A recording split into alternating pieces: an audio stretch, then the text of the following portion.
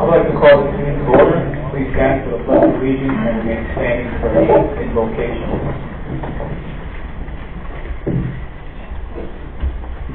I pledge allegiance to the flag of the United States of America and to the republic for which it stands, one nation, under God, indivisible, with liberty and justice for all. Dear kind Heavenly Father, we're grateful for the opportunity to live in this beautiful community of ours. We're grateful for our families. We're grateful for those that sacrifice their time and service to others. Father, we ask a blessing tonight that we might be able to listen closely to the people and also to thy guidance that thou hast promised us, that we might be able to make wise decisions. We also ask a special blessing upon our men and women in uniform throughout the world, and especially here at home in Douglas, that work for the city of Douglas, and our federal and state employees and county employees that protect us and keep us safe at all times. Father, we express our love to thee this night and ask for thy guidance in the holy name of Jesus Christ. Amen.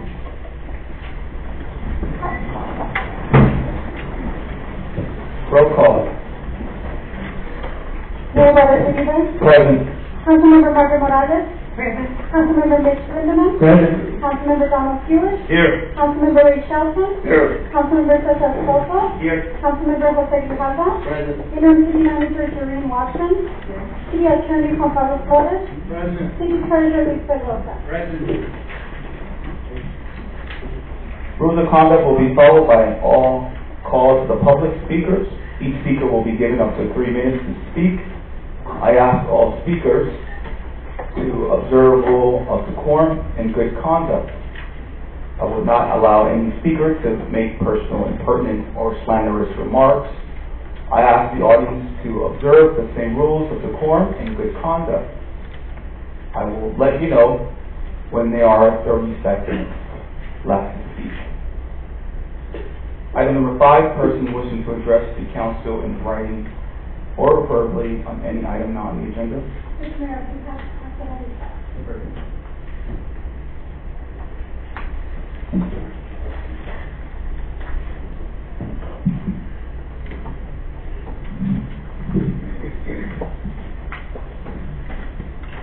Mr. Montaño?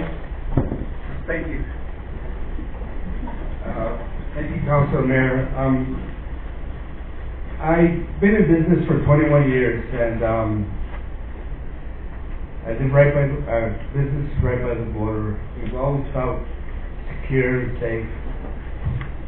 And we had an incident back in January 19th of this year, and I just want to thank. I feel like I'm going to eat this thing. We had an incident happen, and I just want to thank the city for for the quick response and everything. And it was an armed robbery and a kidnapping that happened.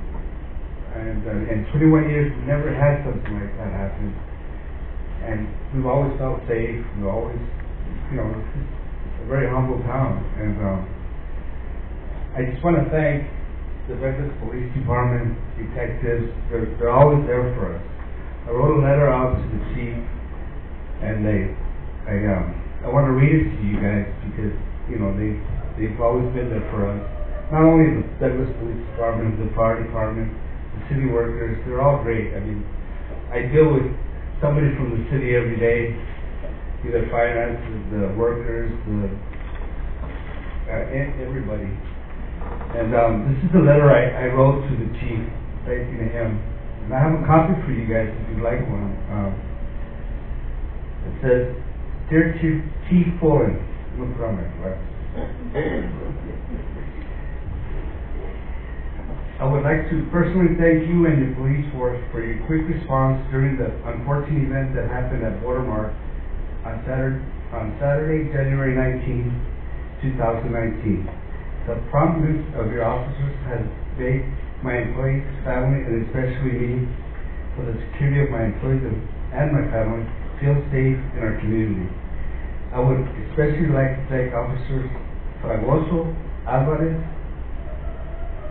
Arevalo for arriving seconds. I mean, when it said seconds, it was like the guy walked out and the officers were there. They had him on the floor, which is amazing. It's 3 o'clock in the morning. Yeah.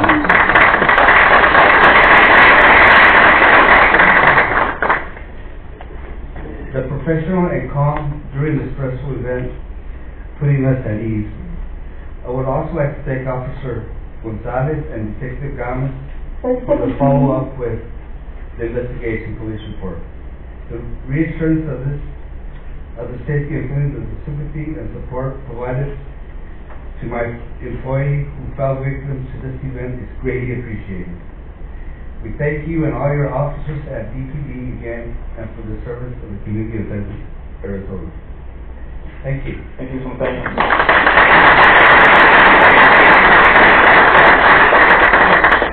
Good night, guys.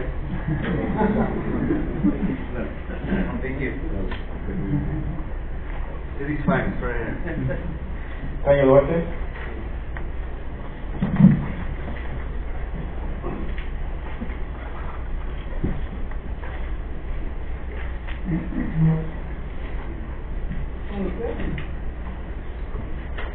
Also need my glasses on.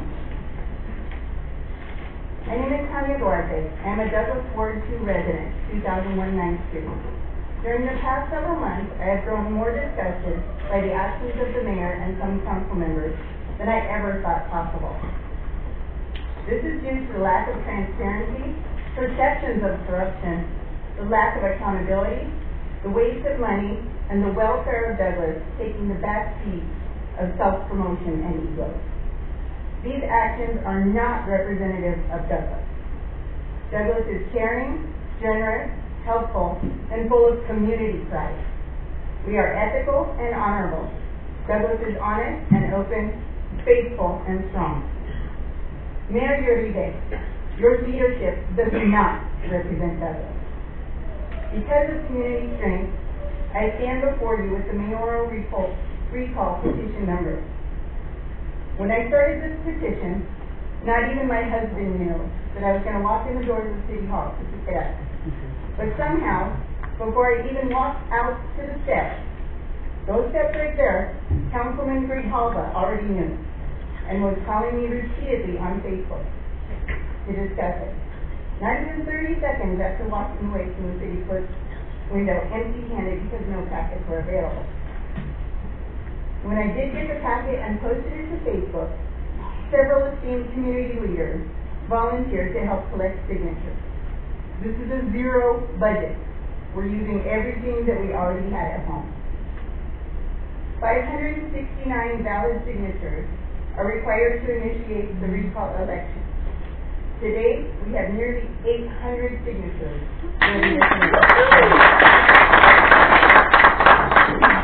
Yet, by just alone, Diego Guzman, Del Cabarga, and others will not stop us from doing what is right. No matter what the mayor posts on Facebook, we know the truth, and we won't settle for that.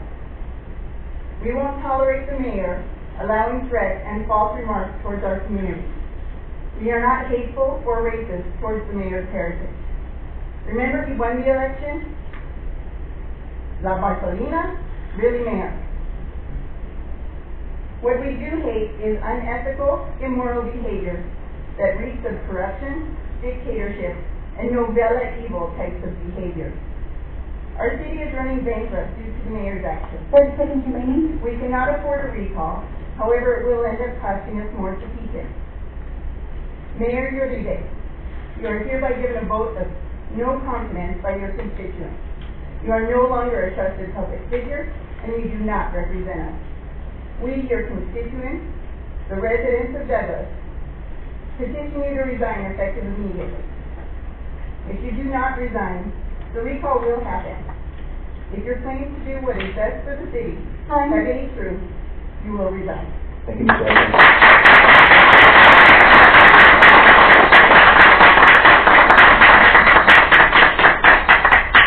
Mr. Espinosa, Thank you, Tanya. You posted some pictures that somebody sent you about being racist. This is a diverse community, and you're a part of it. You have divided this community. You have never posted who sent you that atrocity that none of us support. You went and put it in the Mexican paper, La Bartolina. Really? How reliable is that? Is there any police reports on it? Did you call the FBI as that and refer to it as a hate crime? No, you did not. You chose to go to some sleazy newspaper in Mexico instead of your community. We would have supported you. We would have gone and looked and found out who did it, and we would hold them accountable. Now we're holding you accountable for dividing this community. You brought in David Carranza, who last year said 81 new businesses opened here. He said that the baseball game generated money for us, for now paper, it's in the red. He said it was the baseball game exposed Douglas to 750,000 viewers. Where did he get these numbers? Nothing on paper. Like you got rid of Jim Russell, he needs to go. He's a waste of city money. He does nothing for Douglas. He's never taking my job. A lot of the people that I know in business, he's never even talked to them. But yet, his girlfriend all of a sudden has a contract that they took from Dart. Mr. Espinosa, you're not going to do that. Your items. Okay, I'll change. Now, we're going to hold everybody accountable now. Mr. Flores, Brenda, and this gentleman. You're going to be held accountable. This is not going to stay as it is because Douglas is broke. I've got all the financial records where you guys spend $300 a night at hotels. Douglas doesn't have that money. What are you thinking? But that thing on the racism, that was terrible. None of us are racist here. I have black friends.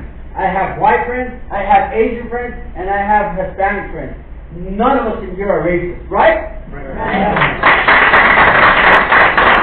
you could have gone that far and never told anybody where that source came from other than a picture of a computer. Maybe it was Jessica Lomelí that has been nasty to everyone in this room that's gotten involved with questioning you and challenging you. I respect Margaret, Donnie, and Mr. Shelton. The rest of you should resign.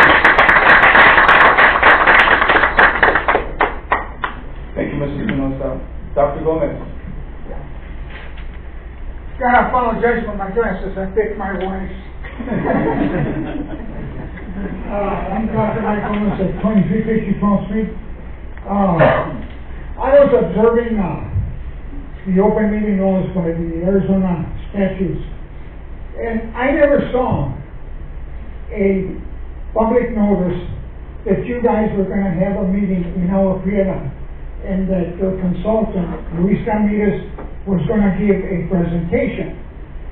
Well, if there were 4 of you, and it was never published, and you can't change the records, it's a violation of the Attorney General's book, and anything is altered it is a felony.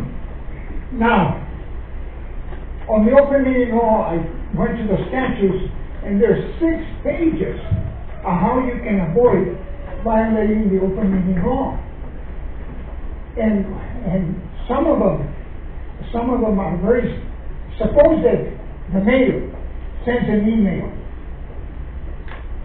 giving some kind of a news or some kind of a note, and more than 2 of you answer. That's a violation of the open meeting law. You better get back and read how you can contain yourselves without violating the open meeting law. It's 6 pages. I'm not going to take all that time, and it's very specific. So if you have a meeting over there, you're going to violate the open meeting law, it's a $500 fine each one. Now, when you're talking about the present situation you're in, this didn't happen by accident. You created it. You created the situation we're in right now. And it's costing the people of Douglas money that we don't even have. And so, it didn't fall out from the sky. You're responsible. You should acknowledge that we are responsible here. Now, let me give you just an example of this transparency. The mayor shows himself saying, we got $7 million for a sewer system up to Bay Acres. You don't get money falling from out of the sky. We've got to match it. There was nothing in there that we're going to have to borrow somewhere around $5 million to do the project. It was not in there that you were going to get for that project. They don't just give you money from the sky and say, here, you got $7 million. You've got to have money to support it. Thank you.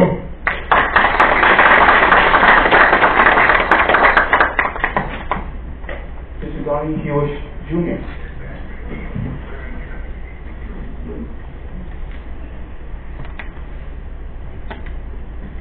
Mr. Mayor, members of the council, my name is Donnie Hewish Jr. I live at 1643 17th Drive here in Douglas. Thank you again for recognizing me this evening to speak at the meeting. I'd like to speak regarding Jim Russell's removal from the city manager position, and I use the word removal as it's defined in the city charter. I'd also like to speak on the comments that were shared at the January 23rd meeting prior to voting, just after the council was given by the city attorney. And I understand from the open meeting laws is that members can comment back, and so I would also like to comment back. After the executive session concluded, the current city attorney stated that the hostile work environment notice should not be taken into consideration by the council in making decisions on any city matter as to any city employee or city official until the findings from that investigation are provided. However, right after that counsel was given, right after the meeting was held, the executive session part, to discuss the notice that the attorney was referring to, Mr. Grijalva says he was voting on that information when he said, while I hope everyone understands that we cannot share certain information, we must now vote on that information in mind. So Mr. Grijalva, I believe you made a great error. You need to clarify your statement on the record regarding that vote, or resign for the ridiculous show of incompetence. Additionally, Mr. Mayor, I perceive that this also to be a lack of leadership, as you clearly let the comments be made, and then let the vote to continue. And so, if possible, Mr. Grijalva, can you clarify those comments that you made, making a decision based on the information that was discussed in the executive session? Why no? Why telling what they say? Don't look at the mayor. No.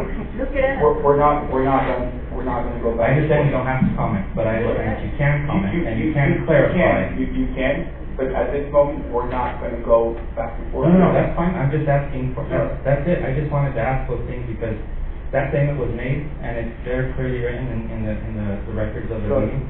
And we've also put out statements pertaining to that particular item. You did, Mr. Mayor. You did. And when I appreciate that, we appreciate that you did clarify saying that it was not made on that. But Mr. Grijalva hasn't said anything regarding that, and so I just wanted to ask that publicly. Sure. And Mr. Grijalva felt that it'd be appropriate that him as an individual can comment, as he is an individual separate from the council and has a microphone from him, that he can comment at this meeting regarding his comments that were made that evening. Why do you look at the mayor? Why do you look at the mayor? Thank you, Mr. Mayor. Thank you.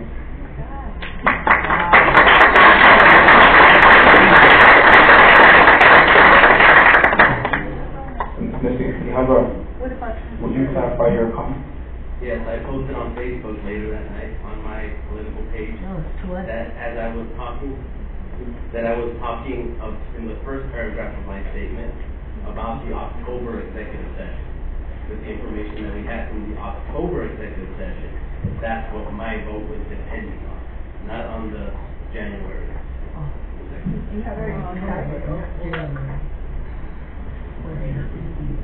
Mr. Navarro?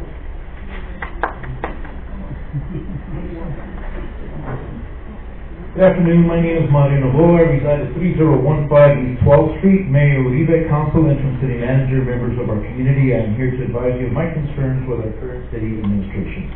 Can you all hear me okay? Yes.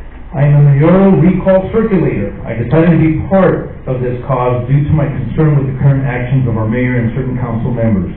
I took up this cause not because of what the mayor and some of the council members have done to City Manager Jim Russell, even though many in our community are appalled with this injustice. I took up this cause due to my many lifelong friends who are employed in the city of Douglas who have expressed their dismay, dissatisfaction, and outright disgust in our current city leadership.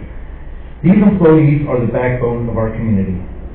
My family has been in our city for over 100 years.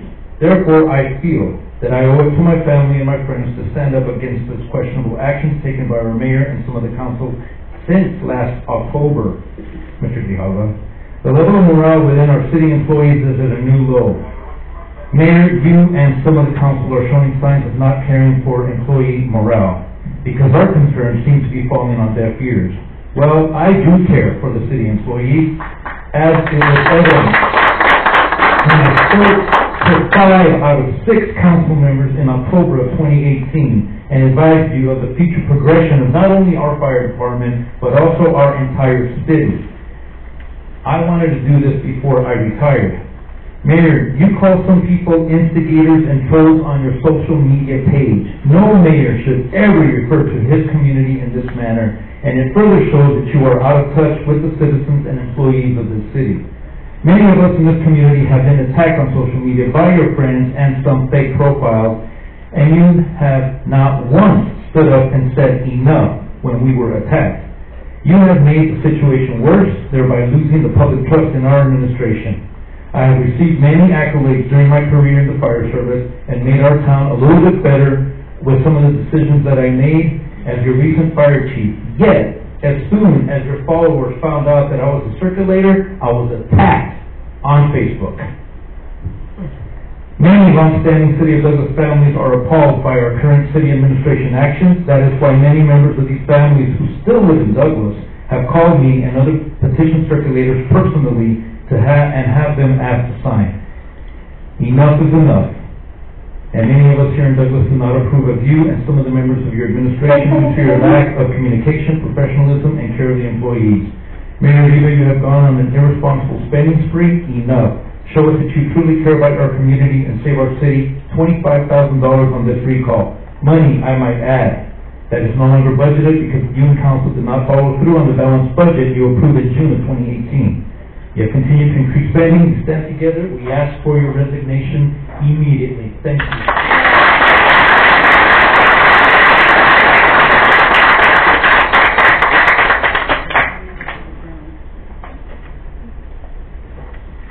I typically don't comment on this. And Chief, while I respect you tremendously in the work that you've done, I think that where I failed to do is really speak up on a lot of the false narrative that's been out there. And I can go right now on the record and say that I have never, ever contacted any news media outlet to talk about anything that's been going on here since 2016. Because I have always put the city's best interest first. Now, you're all talking about a budget that was approved by mayor and council. But have we asked all the questions as to where in each department is in the red?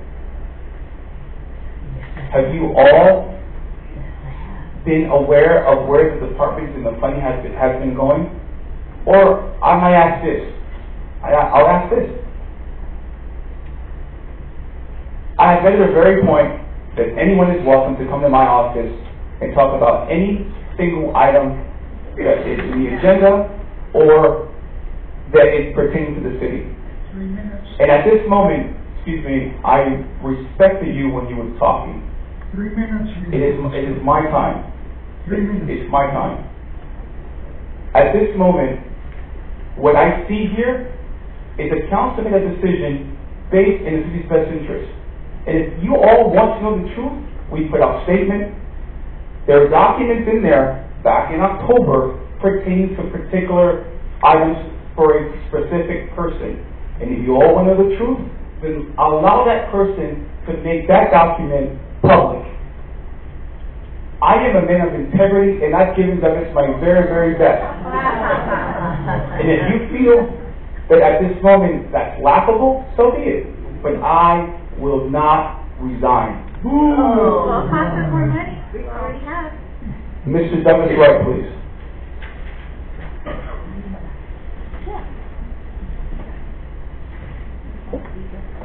Thank you, everybody. I want to first apologize to all those department heads for the city of Douglas. You've been put through a lot of strain on cutting your budget and to make sacrifices because of ill-made decisions by the council as a whole and the mayor. I am a businessman. I have 2 businesses here in the city. I came in here with the intent, and I still have that drive, to get these businesses going. It's very difficult in fighting this war. And what I mean by that is we have the public over here at the 4 o'clock meeting. We're called uninformed, ignorant, and unintelligent. They can't understand the facts of the decisions this council as a whole, not as individuals, as a whole has made. And I gotta tell you, the reverse is true, folks. The reverse is true. Yes, we all made a mistake by voting in these particular people, but the ignorance does not fall on you. The ignorance falls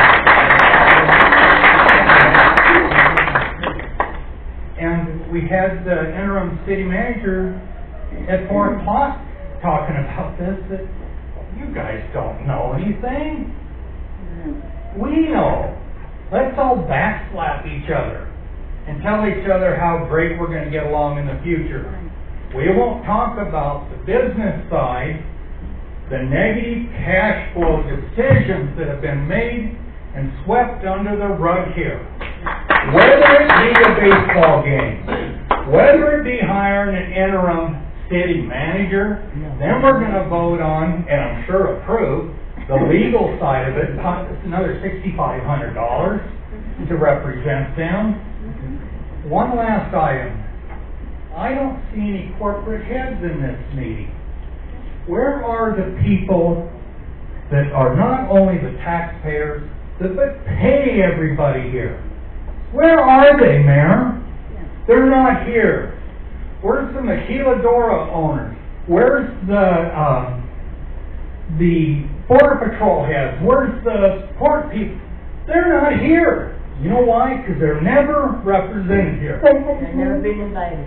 People, please believe me. I've only been here a year, but let me tell you, it's not you that have made the mistakes. You have not. They can tell you. The mayor can stand up here all he wants and tells you how he has darts thrown at him all the time. Oh, poor me. That's bullshit.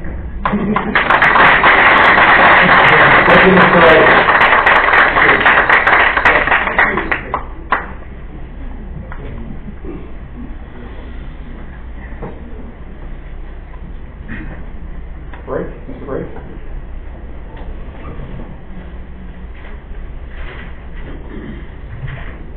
Good evening. Thanks for giving me time. A big mentor of mine once told me with leadership how a lot of times it's lonely at the top, and I know sometimes it's feeling that way. So I really do feel for you guys right now. But this gives us a chance to rise. So I actually come thinking of some solutions for our current situation here in Douglas, just based on some experiences I've had. First of all, with this new city manager, I really think, it's my opinion, I didn't introduce myself. I'm Adam Brake, Executive Director of Pavement Douglas, live at 921 East 11th Street here.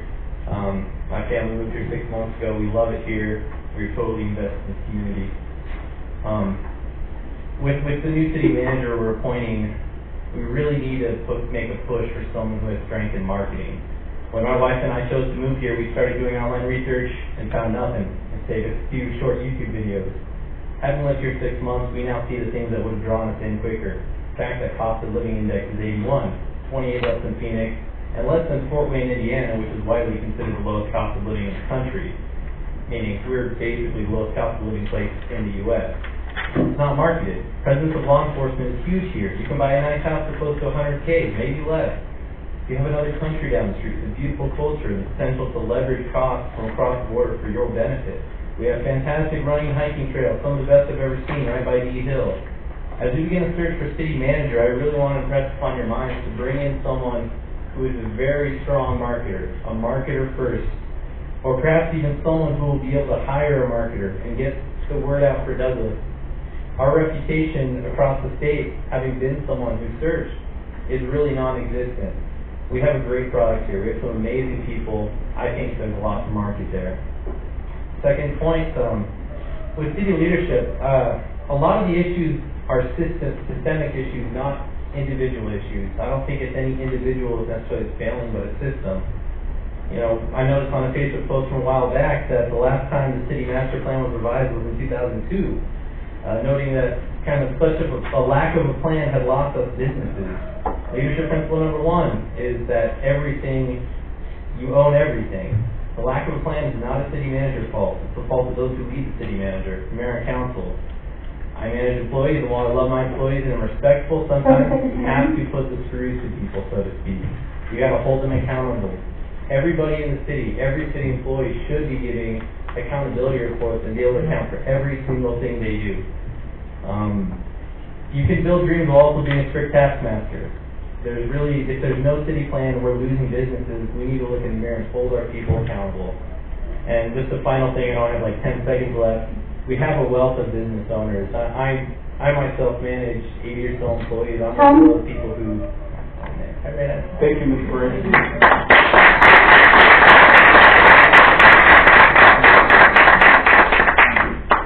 Mr. Brady? Yes. You're right. In 2002, that's when we did the master plan. 2012, we adopted the plan. And guess what? We have a tremendous project, the prevention project, which is supposed to be the catalyst for economic development. You know what? We have to revise this. And that has been talked about around this body. Now, whether a person can deliver that, that's up to that person to deliver it. But I can guarantee you that we've lost opportunities in the past. I can assure you that we have people here looking at this project right now, in this moment, and they're saying, we're not going to invest there. Because logistically, how can you invest your money and not know when you're going to get your return on your investment? If we have the federal government project right now pending, and it's right now, it's at its focus point. We received letters from the Department of Homeland Security, from Commissioner McLean. A couple of days ago, I was on a conference call with the White House talking about trade. Little Douglas, Arizona is in a conversation on a federal level. This body here has a vision. And the decisions that we make are not sometimes favorable decisions. But I know that each person in this council makes decisions based on the city's best interest. And whether or not we can agree, I know that we want what's best for Douglas. But we no longer going to lose opportunities because we're not ready. We have to be ready right now. It's long overdue. So it is a team effort, but each person within our department has to do their role, has to play their part. Otherwise, it's not going to work. If we want jobs in this community, we have to know what we have. We can't just have these wishful thinking without an actual plan. So, master plan is a priority for us, and we hope to get it done soon. So thank you. Item number 6, discussion decision on consent agenda items. May I have a motion to approve? I make a motion we approve. Is there a second? Second. Motion by Councilmember Shelton, second by Councilmember Soto. Roll call. Ward 1? Yes. Ward 2?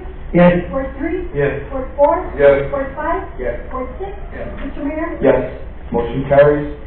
Item number 7, presentation discussion by David Carranza, Economics/Development Director, concerning the AmeriCorps VISTA volunteer program.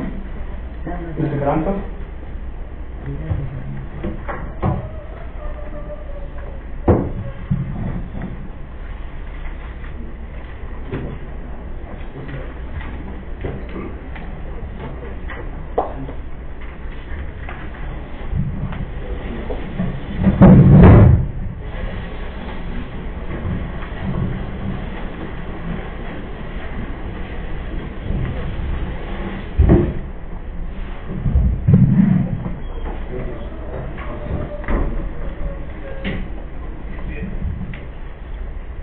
Mayor, Council, members of the public, thank you very much for this opportunity. In January of 2018, I was asked to take on the additional responsibilities of tourism and marketing. And I took that effort on rather judiciously and aggressively to make sure we marketed the city of Douglas the best way possible, as well as tourism. In May of this past year, I presented the Mayor and Council a breakdown of exactly what was done with respect to not only the tourism, but with marketing as well. And you all have a copy of that. If you don't, I'll get that to you, because it's spelled out specifics of what we actually did with regards to tourism, marketing, and economic and community development. In July 2018, the budget was passed, of which I was able to secure some funding from AmeriCorps VISTA, which allowed us to get an employee really inexpensively, because this person is almost a volunteer. I'm happy to say that the person that started, she couldn't fulfill the commitment because she had issues with a family in San Luis, Mexico, so that particular person had to return back home, and so we lost that ability to do what we're going to do with respect to marketing tourism with the city of Douglas. So what's nice though is that I happened to find someone that actually could fulfill that duty, and her name was Aaliyah Montoya. She began immediately. She met with all of you, and she's going to be a wonderful addition to this community of administration that we have here with the city of Douglas. Now, one of the things I'm going to share with you at the end before Aaliyah comes on, who will give you exactly what she's going to do with respect to tourism, marketing, and all the above, is this. Marketing is real simple. Alan mentioned it a little bit, but if you take our cell phones, and if you use our city cell phones, and if you dial out to other places, or you use our city phones, and you dial out to other places, it indicates that the call is coming from Share Vista. So that's an easy fix that we need to do immediately. And that was raised a while ago with respect to making sure that we are marketing the city of Douglas in a very effective way. Now I present to you Aaliyah Montoya, who's going to give you a rundown of what she's going to do for the city of Douglas.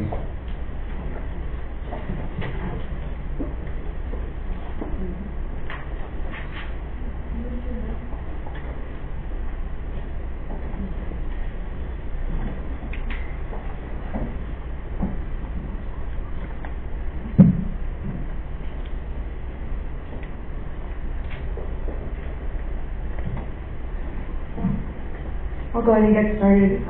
Good evening, Mayor and council members. I'm happy to take this moment to formally reintroduce myself to all of you in this presentation. I'm looking forward to really describing a little bit about what the AmeriCorps program is, more importantly what I'm doing here, some goals that I have, and what I'm working on currently. And of course, I'd like to address any questions or concerns any of you might have. But if you can recall, in July, Mayor and Council approved the execution of a very exciting partnership with AmeriCorps VISTA. And so my being here is made possible through the sponsorship we have going on here. It is important that I mention AmeriCorps VISTA in this state is facilitated by the Alliance of Arizona Nonprofits. So I report to both organizations. The city really set the expectations, and the Alliance is consistently checking in, offering training, assistance, making sure I have the tools that I need to be efficient and to be on track for results. So Volunteers in Service to America, or VISTA, is one of AmeriCorps' federally funded programs that connects young talent to service jobs. So currently there are VISTAs all across the country. They're helping out at community centers, schools, churches, municipalities, and you could just think of it as like the domestic version of the Peace Corps, basically. It was established in 1965, so it's deeply rooted. So there's just a ton of information. I won't get too into all that it involves, but it goes without being said, this is an honor to be a part of this program.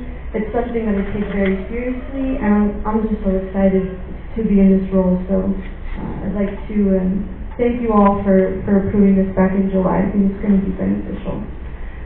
So to get specific, my assignment with y'all is as Economic Opportunities and Communications Coordinator. So very briefly on the communications end, I am available to help with public relations matters.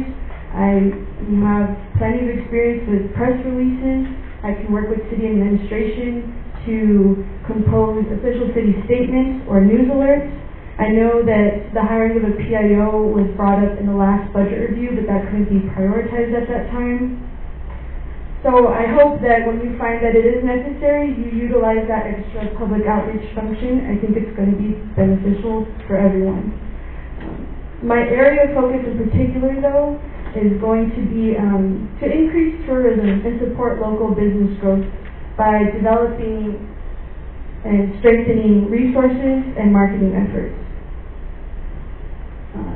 So this part of my presentation gets a little bit more casual, but in the last 3 weeks that I've been here, I've spoken with key city leaders and employees, and we all come to this consensus of where the city is lacking in marketing.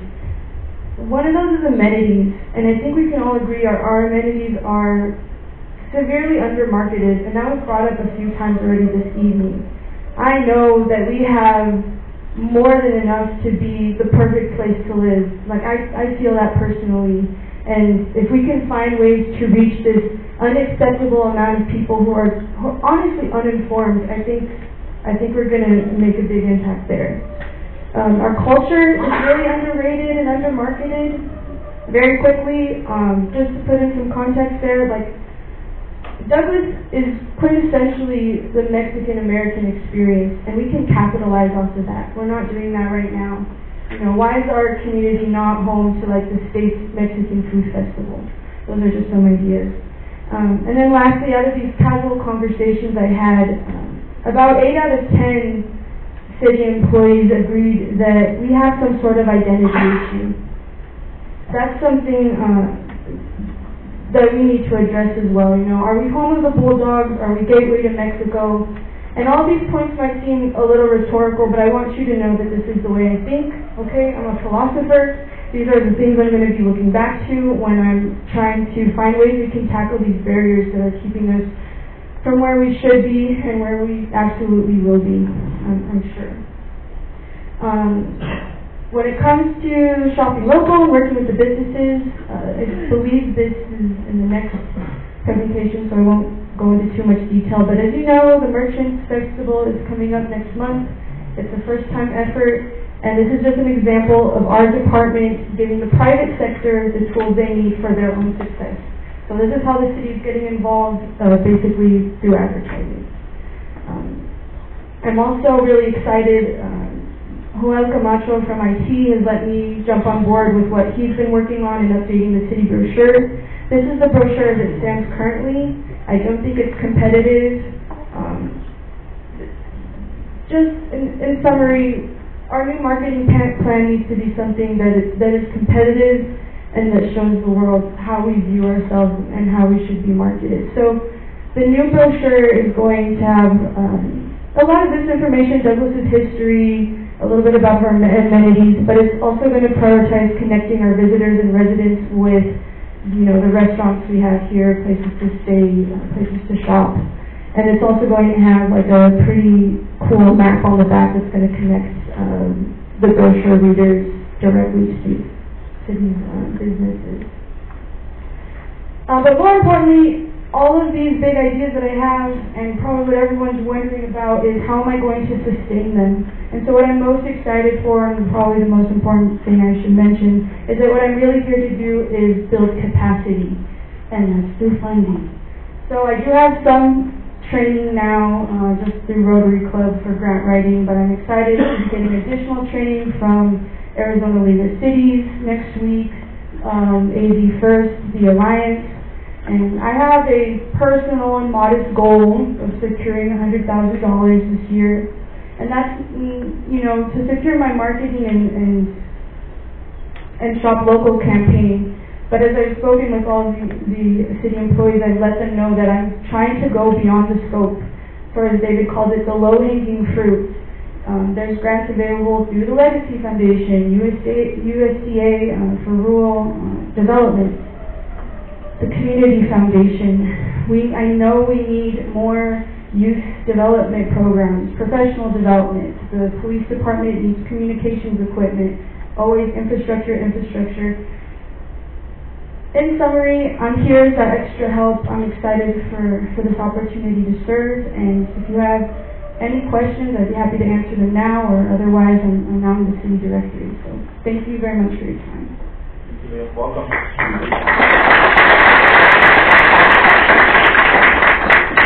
Just keep up the good work, and remember, as I was saying, if you were here earlier, we really need to get Douglas out there where people can come. Say this, as I said, we have good friends that come from the Yukon, and they love it here. The only thing they say is, let's keep it sort of secret, that way no one else will know, but we have so much to offer, and we need to get that going. Yeah. Thank you. Thank you. If I can respond, Councilmember Shelton, thank you for that. I agree. I know that the big city people that don't live here, they think the dynamic of our community is fascinating. And yeah, they come all over the world. They come here to enjoy our community, and we just need to tap into that a little bit more. Yeah. Thank you.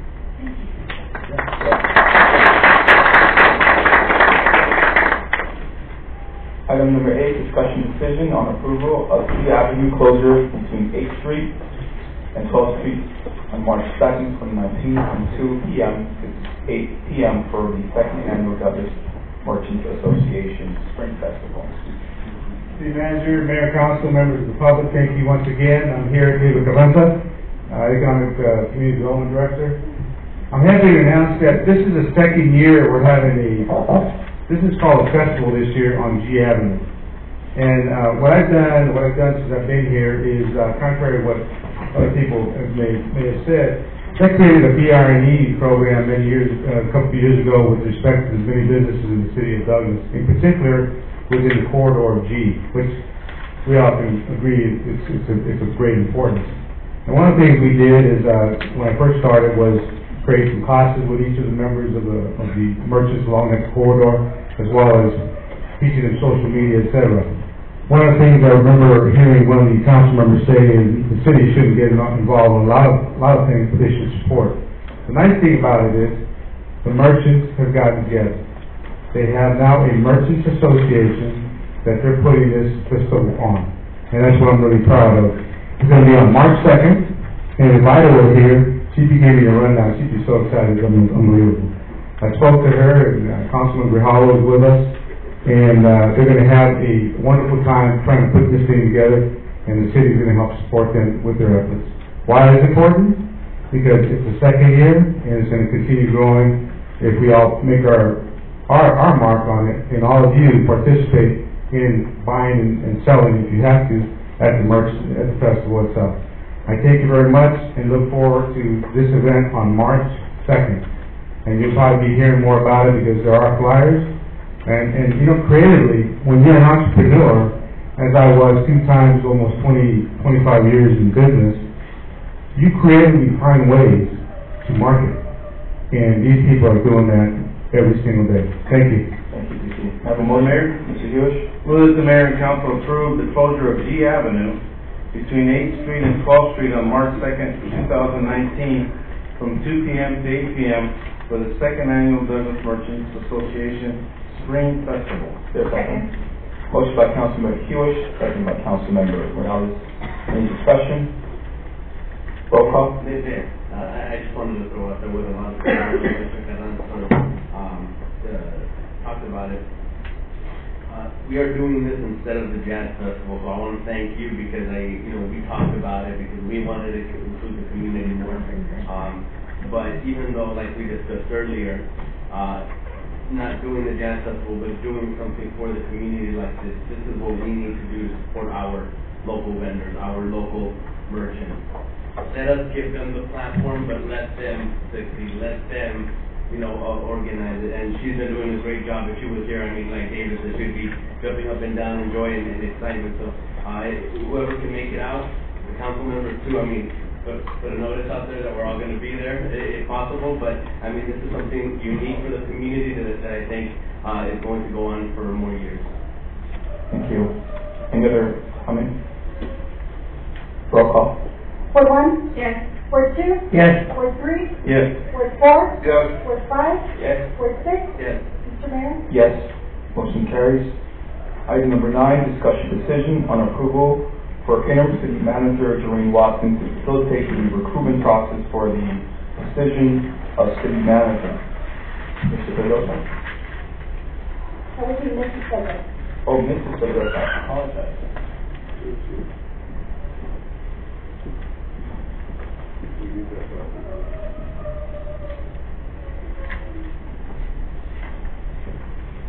Mayor, members of the council, I feel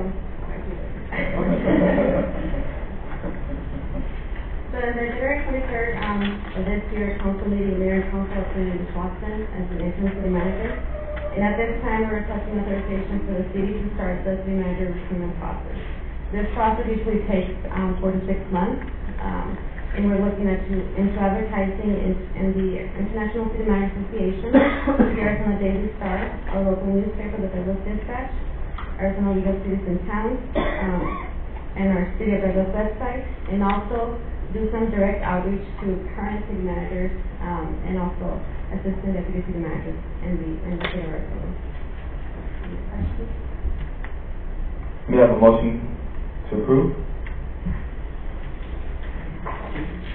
Mayor, I move that the mayor and council approve interim city manager Doreen Watson to facilitate the recruitment process for the position of city manager. Is there a second? Speaking on number 9, we don't have to comment. Second. Motion by Councilmember Leatherman, second by Councilmember, was that you, Mr. Grijalvo? Yeah. Any discussion? I have a question. Mr. Pedrosa, do we, as part of the advertisement, go through the leading cities? Yes, we do. They have a website where we can post their any announcements that we have for the city. Are there any private announcing programs or corporations that we know? There's a lot of those. They're just very costly. And I know when we searched for a school board superintendent years ago, they went through a private corporation. Generally, we go through the Arizona School Boards Association, but there are other alternatives. I'm just wondering if we can check on those. Yes. All right, thank you. Mr. Mayor, I have a question. You mentioned the City Managers Association, and I think Ms. Watson is also from there. Whoever, either one can answer this. What's the difference between someone in that organization and someone who's not a part of that organization? Thank you, Mr. Grajada. Arizona City County Managers Association is our professional association here in the state. There's also an International City County Managers Association, which then you get training through, credentialing through, kind of you meet together once a year. If you can go to one of the conferences, you get actually credits for your education and your sessions. So there does have a code of ethics and training and other things like that. For those managers who don't, belong to it, they usually have some kind of educational background, either training through a degree or some program like a certified public manager kind of program. So it just depends, what you want. And I will be asking all of council members individually as we have our one-on-one meetings to let me know those elements and those traits that you want to make sure that we emphasize in our solicitation for the next manager to come in here. Mr. Mendoza, do you know if in the last process, did we also tap into the League of Cities? Yes, we did. We have for the past year. The past one? Very good. Any other comments? Mr. Mayor, if I could, first, I don't like this agenda item. I don't know how to put it. But some of the calls that I received were asking the process and who would be involved in that process initially before it got to the council, and in an effort for openness and transparency, I think that should be made known. Right, and that's actually up to the mayor and council, but usually HR is the one that handles all the things for the city. I think in the past situation, if I tap into that question, I would open up for council that when we have the top 3 candidates for the community also to have input in the person that we are considering, just to have a better understanding of what he or she may be able to bring to the table. And I don't know if that's something that council would like as the hiring process takes place. Mayor? Yes.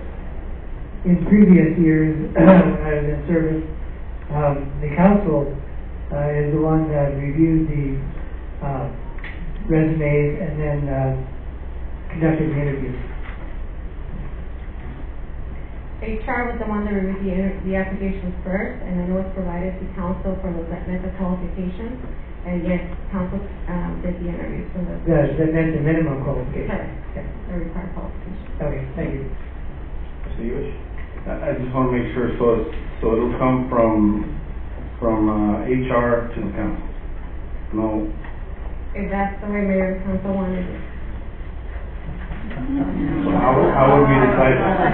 Mr. Mayor, if I may, there are several processes that are kind of templates that we can do, and you all are definitely involved in the council interviews with the new candidates that come in. Also, usually there's a community panel that also interviews candidates often, and of course, leadership team is often one of those panels that will interview the new candidate, but ultimately it is always a city council decision, and every city I've worked in has used HR to lead that process because they have the wherewithal to do that, and they know the advertising and the different benchmark cities to compare everything from salary to qualifications of like communities, and usually there's 10 communities that we use in HR world to benchmark against. So the process can be laid out in several ways, and you all can just choose which of the ones you're most comfortable with, and we'll follow that, and it will be Rocio who's the lead for that. Okay. Mayor? Thank you for bringing that up, Mrs. Watson. Again, when we interviewed or hired new superintendents, we do go through a public forum. And so I would like to make sure that we include that also in this area. I have a question. So we're saying it's going to cost us $1,700 for advertisement, but we also bring these candidates here. So in the past, what have we expended for, because I'm sure we have to pay for lodging and food, and what has been the expenses there? I don't have that information at the moment. I think it was probably for the final that they reimbursed some of the travel. But I can't tell you for sure right now how much it was. We will get you a city council report that will itemize for you the past procedures so that you know it is customary to pay for your very finalists, your 2 or 3 or 4, whatever you bring in. So that, you know, it'd be usually airfare if they're not driving here, or mileage if they're driving here, and then overnight accommodation. So where would this money come from? What budget would it come out of? We will look at that. I'm sure, you know, there's some place that we'll find the right place that it needs to be charged against. But if we don't have it, part of it's not going to be salary thing. Mayor, in the past, we've conducted teleconference interviews, and so then we wouldn't have that expense. Absolutely, you can do that too. We'll lay that out, and you can choose whichever one you like. Would you have that information available for our finance committee meeting next week? Yes. Any other comments? Yes, I do. Mr. Shepherd? I love your answers. Pretty good. A real question? No, I just wonder. She would make a very, very good councilman, or city manager, or whatever. She's a favorite. She's just like she was when I had her in school. 4th row, 3rd seat. I know. Thank you, Mr. Mayor. The reason I'm asking this question is that because that's not the way it happened last time. And I would feel much more comfortable knowing that it was handled by HR to us. And any other association, as far as that HR would set it up, that HR would do everything for us, of course, with Ms. Watson's oversight there, but it's not the way it happened last time, so that's why I asked the question. So I would prefer it this way. I want to also throw in there that I would, and I still haven't heard any responses from council pertaining to the involvement of the community as well. Maybe community leaders to have with the finalists, for them to have a look at the potential finalists. Is that a possibility, Ms. Watson? Absolutely, and many cities do it that way, where it's usually at a 5 o'clock reception at the end of the business day so the business folks can come. And it's usually at City Hall, very informal. That introduction is made of your finalists. And then there's a Q&A right there. And council can come to that too, but all the community is invited, whoever would like to come, ask the questions, see the person, see them interact. So we can set it up that way if that's what you choose. We'll put that as part of process options and make sure you all have a chance to voice on that. Thank you. Mayor, Ms. Watson or Ms. Spindler, if I may ask, if we wanted the community's involvement, I mean, we have a lot of resources, especially with the internet. We have a Facebook page.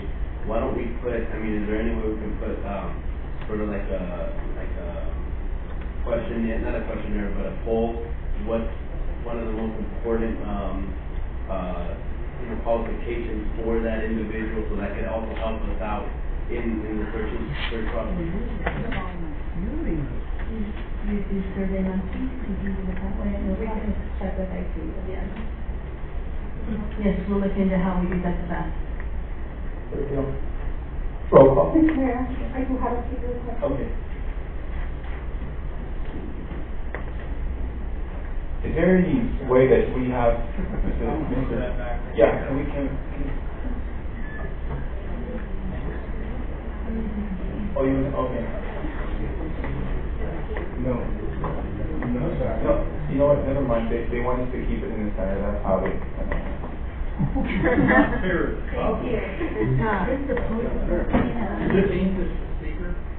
No, no. The speaker is Mr. Donnie. He was Jr. Thank you, Mr. Mayor and Council.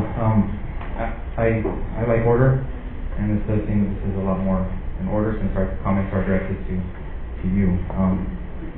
But again, thank you again. I mentioned where I'm from in Richmond Town. This item, and also with the discussion that's just been taking place, I'd like to know that it doesn't appear to me that that this same amount of consideration and evaluation for a new city manager didn't take place with the current one that we have. Now we knew that contract was coming up to an end, and so we didn't have community involvement for evaluation. From what I know, and I could be wrong, but from what I understand, that evaluation wasn't provided to the manager. And so it seemed that it was let go and it happened. And so now our fiscal impact, as it says here, it seems that from the discussion that's just been made, it's a lot more than 1,700. So maybe this shouldn't be decided to move forward this evening because of the information that's been shared. It seems like the fiscal impact is not just that 1,700, but 106,000 because we have an interim manager now. All due respect, Ms. Watson, welcome to Douglas. But the fiscal impact is a lot greater than just that, because had we had started this process beforehand, before the contract was up, we could have saved the city a lot of money. And again, I reiterate the fact that it seems that lots of interest is in making sure we have a good city manager, as far as evaluation and including the public in that. And I don't think that was afforded our just recent city manager, and that's very unfortunate. I don't see why we couldn't also consider just fixing that situation. And if the contract could have been given, council could have approved a 6-month contract, I believe, for Jim. While this process took place, his contract after that, what he was making was still being less of what we're paying right now for having an interim manager. And we would have saved a lot of money that way if it was still going to come to the result of having to choose a city manager. And so it just seems to me that again, we might be with a little bit of a lack of leadership as a whole, and leading our city quickly into a lot more debt, and we might have been able to avoid the situation a long time ago.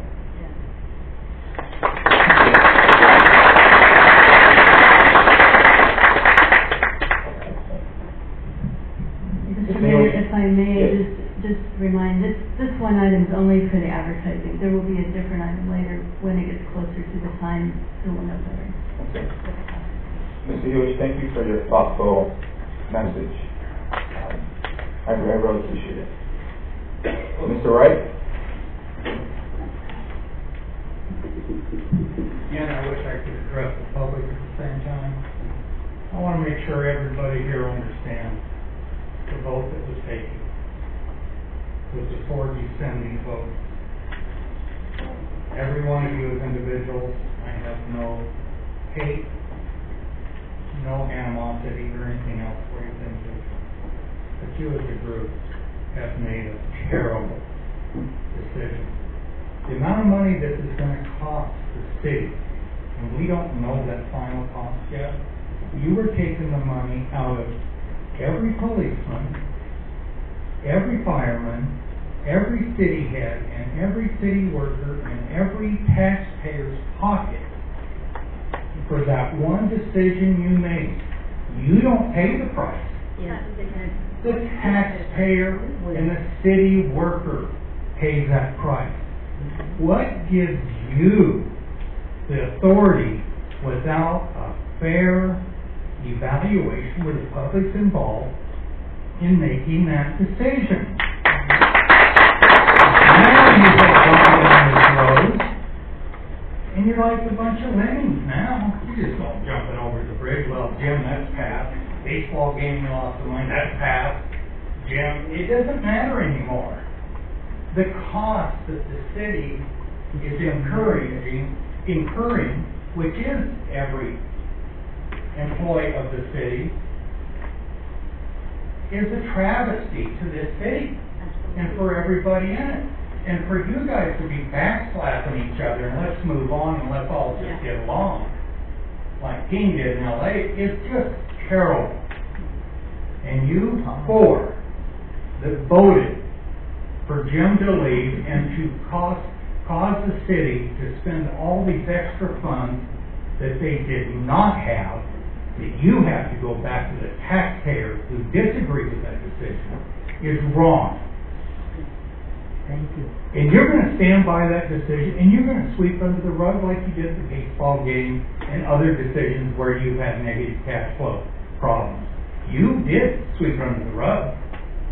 And you will this too, until, you know what, we all have to meet our maker. And what you have done, well, you can laugh all you want, Mr. Soto.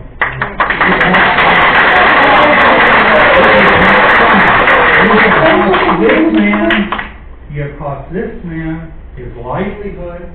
You have cost the livelihood of every employee of this city and every taxpayer of the city, and you sit there and giggle about it. Yeah, that's right, that's right. Folks, please, don't put up with this. Please, I beg of you.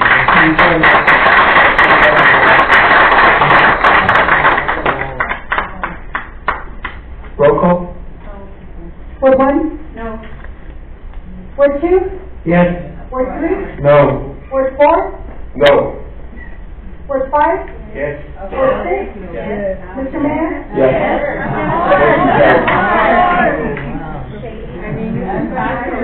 Item number 10, discussion decision on approval to ratify the direction to proceed with an independent Type 7 investigation and approve the engagement of Pierce Copeland Law Firm at a maximum cost of $6,500. Ms. Clerk?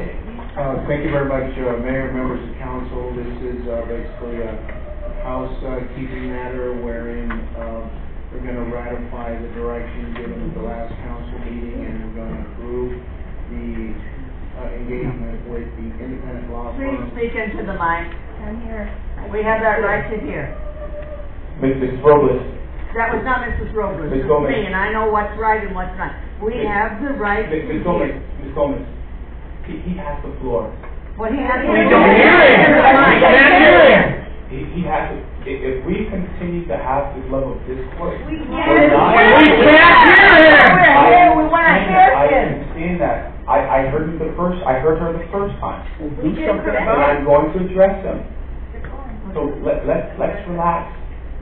First, would you be so kind to speak into the microphone, please? Absolutely, Mayor. My apologies. I thought I was doing that. So in any event, this is a housekeeping matter wherein going to ratify the direction that we gave at the last council meeting regarding the and also approve the engagement with the independent law firm that's going to be conducting the Title VII investigation.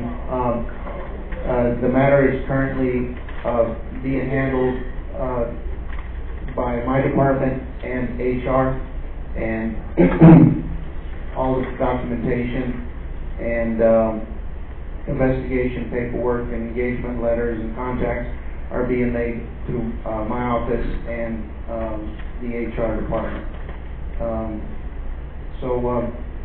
If anybody has any legal issues or questions, we can certainly move into executive session so I can reiterate the legal concepts. Does it expect it to be in there?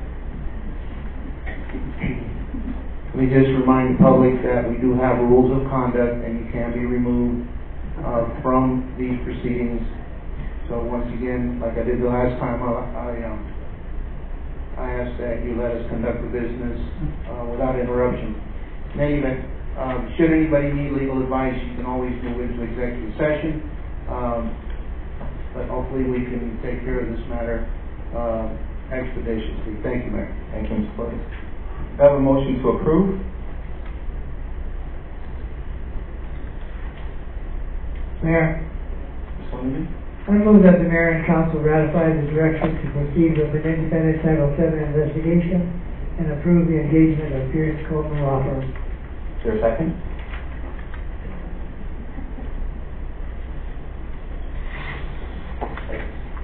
Motion by Councilmember Lindeman, second by Councilmember Soto. Any discussion? Mr. Mayor, this is one of the issues that I have many calls on from my constituency, and the question that they wanted me to ask, and I don't know if this is the proper venue to ask it or not, but is when these type of investigations are going on, the parties are still in their positions, and therefore there's appearance of conflict of interest. I don't know if that can be addressed, that to be able to resolve the issue and not have any perception of improprieties or being biased or anything in those lines, as those people are allowed to remain in their current positions, or whether they should be reassigned until the completion of such investigation and the council is allowed to make a decision. That was the question, and I promised the many constituents that called me that I would ask that. Mr. Mayor, may I recommend we go into executive session because it is a personal issue, and then we can come out and make a vote based on if you want to do some other things. Council? So we have a motion on the floor first to go into executive session.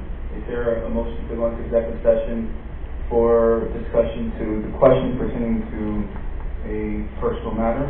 Is there a motion on the floor for that? So it would be legal advice on this concept.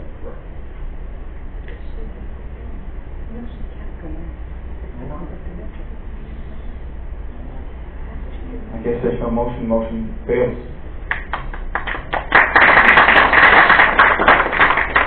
Mr. Mayor, I would like to try to address that concern in a manner that won't violate anybody's rights in this matter. I believe my statement that I mentioned previously, that the independent investigation is being handled by an independent firm. It's being managed by my office in conjunction with the HR department. So I believe we have taken care of your concerns in a way that meets all legal standards according to Title VII. Mr. Hughes. Ma'am? Mr. Hughes? I believe that this motion on the table, or this item, merely means that we want to get to the truth. Most businesses would do this. Most schools would do this. They do this in Tucson all the time. All we're asking for is to get an independent investigation so we can actually find out what the truth is. Mayor, if I may, this is standard protocol for these types of proceedings. I'm merely asking that council follow protocol as set by case law in Title VII type complaints. Yeah. Any other comments?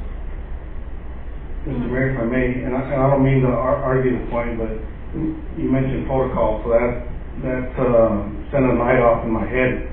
I know some of you can see it when you look sideways from my ear, but that light that went off is a normal protocol that when these type of complaints happen, that there's a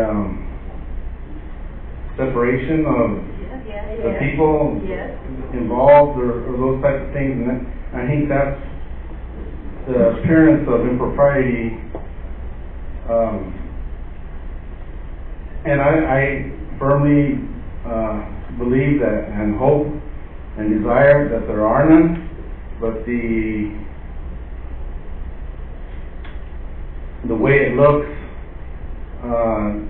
may cause a lot of people, and I understand that 100%, that they feel that there may be some improprieties and it may not be a totally independent investigation. And so I don't know how we can get those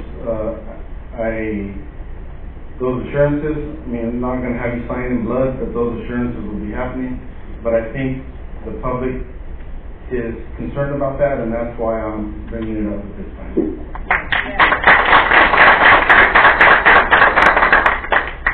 Thank you, Mr. Hewish. As Ms. Watson correctly pointed out, any further comment from me would require a private meeting. I believe as your city attorney, I've addressed the concerns appropriately, and my integrity is on the line, and that should pretty much define the parameters there. Thank you. Yeah, okay. Madam, I just wanted to make a comment.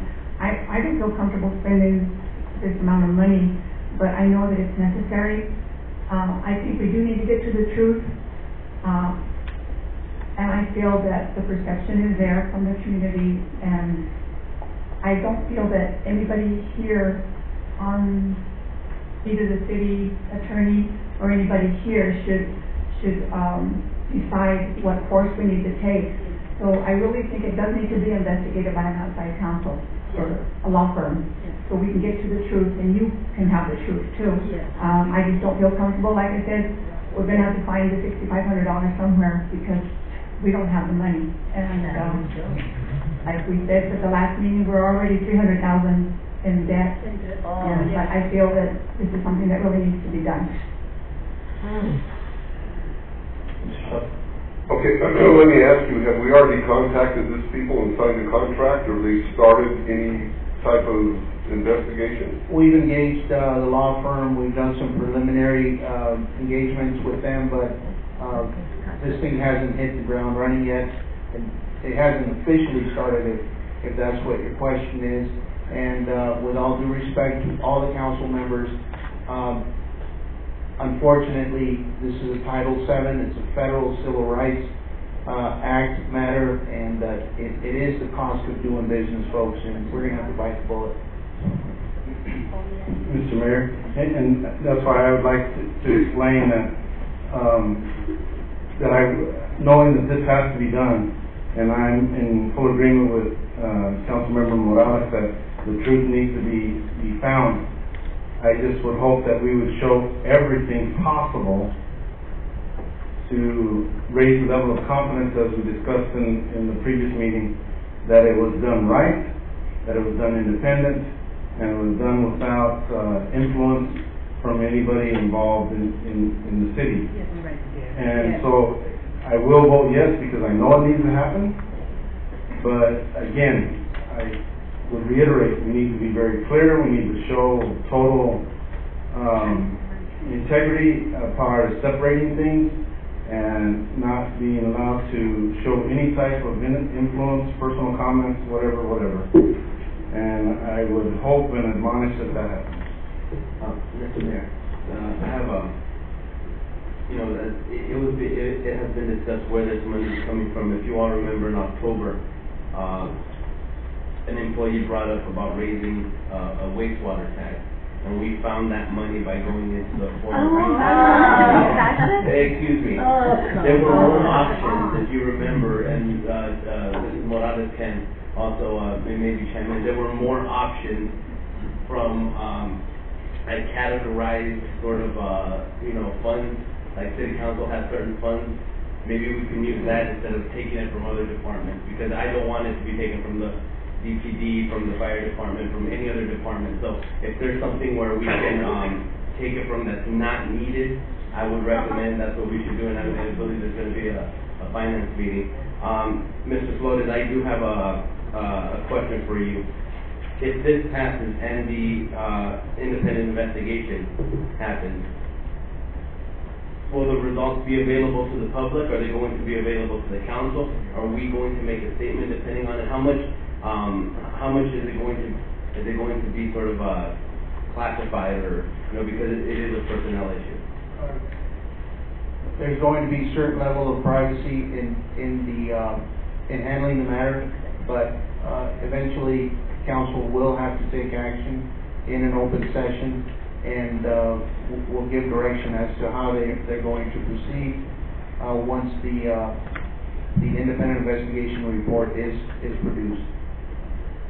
So council will have to take public action in a public meeting. Mr. Mayor? Yes. If I could address Councilmember Alva's question. Last time when we presented those options, besides the wastewater tax, we also presented options of eliminating certain special events within the community, as well as council members' line items. And it was in conjunction with that, because certain special events can cost so much that may not be able to raise enough money to cover those costs. But as I recall, we had put Douglas Days as one of the events, the Jazz Festival, as well as, like I said, council member line items. And that was, if I may ask Mr. Mayor, Mr. Pedro, so those were around, can we talk the figures that we talked since that was in a public? Yes. Yeah, I think it was like 4,500, right? So I mean, you already have half of that or more than half, so. Douglas Days is 20,000, council member. No, just the line item that we had for, specifically just for council. That is correct. But remember, from then to now, that line item has been used, so that 4,500 is less than 4,500. Mr. Mayor, may I ask Mr. Flores to speak if we have a contingency line item somewhere for personnel or legal matters in our budget?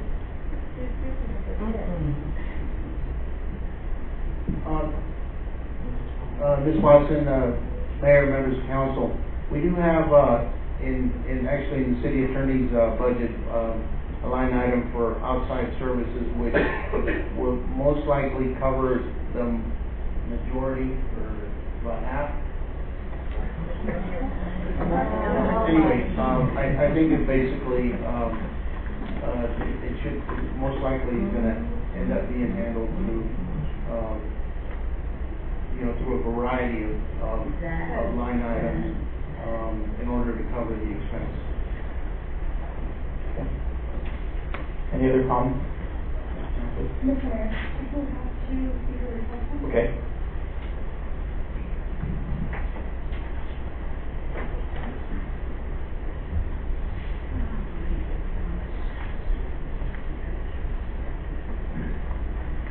Mr. Duarte, Jose Duarte.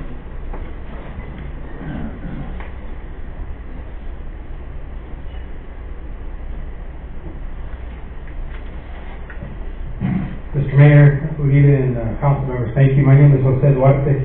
I reside at 2001 9th Street here in Douglas, Arizona, and I'm a current resident of the city of Douglas. I've been here for more than 40 years. I hereby come to you, Mayor and Council, to ask that you follow the Douglas City Charter, reference to Article Number 2, Mayor and Council, Sections 19, titled Petition. This article reads as follows: any citizen of the city may appear before the council at any regular meeting and present written petition, which I have done here and will present to you shortly. Such petition will be considered and action taken thereon by council on the next regular meeting. This petition that I have requested is the following actions to be addressed and actions to be taken regarding the city of Douglas, mayor and council, city attorney, and all others regarding the hiring and contractual services of a law firm for the amount to exceed $5,000 in cost. Listed off today's mayor and council agenda, this one in particular, you guys are discussing the investigation and approving the engagement of Pierce Coleman's law firm at the maximum cost of $6,500. City of Douglas Charter states the following: contracts and purchases less than $5,000 require no bids or quotations. This one, being more than $5,000, says subsection B, contracts or purchases of personal property, material, or services over $5,000, but which do not exceed the aggregated dollar amount established from time to time by ARS 412535 or their statute. Quotations shall be required when available from any contract, city improvement, or purchase of personal property, material, or services over $5,000. The city manager or his agent hereunder shall request to obtain the quotations and award the contract for purchases for public examination and inspection. With this petition, I request that Mayor and Council not approve or decide this agenda item until a full review is made in accordance with the City of Douglas Charter, ARS, and compliance with all state mandated laws and bidding process. Also request that the following or further inquiry into the conduct of the City of Douglas Charter regarding Section 4, fraud and collusion regarding the bid process, to be given to only one firm without the proper 3 bids outlined above. I request that further inquiry be conducted to the City of Douglas Charter regarding Section 5, avoidance of contracts made through fraud and collusion, where the City of Douglas, City Attorney, City Clerk, Mayor and Council may have colluded to use this one firm suggested and approved by the Douglas City Attorney. I also request that the inquiry be conducted from the City of Douglas Charter, Section 6, Personal Interest, where it states, the provisions of the law of the state relating to and defining conflicts of interest, that all officers and employees of the city shall apply and govern these matters as a conflict of interest. Based on these, I suggest that you guys do not approve it and revert back to the city charter and follow the conflict of interest, and based on the Title VII violations or investigation possibly done through the city of Douglas, and request that you guys not approve this and follow further. Thank you.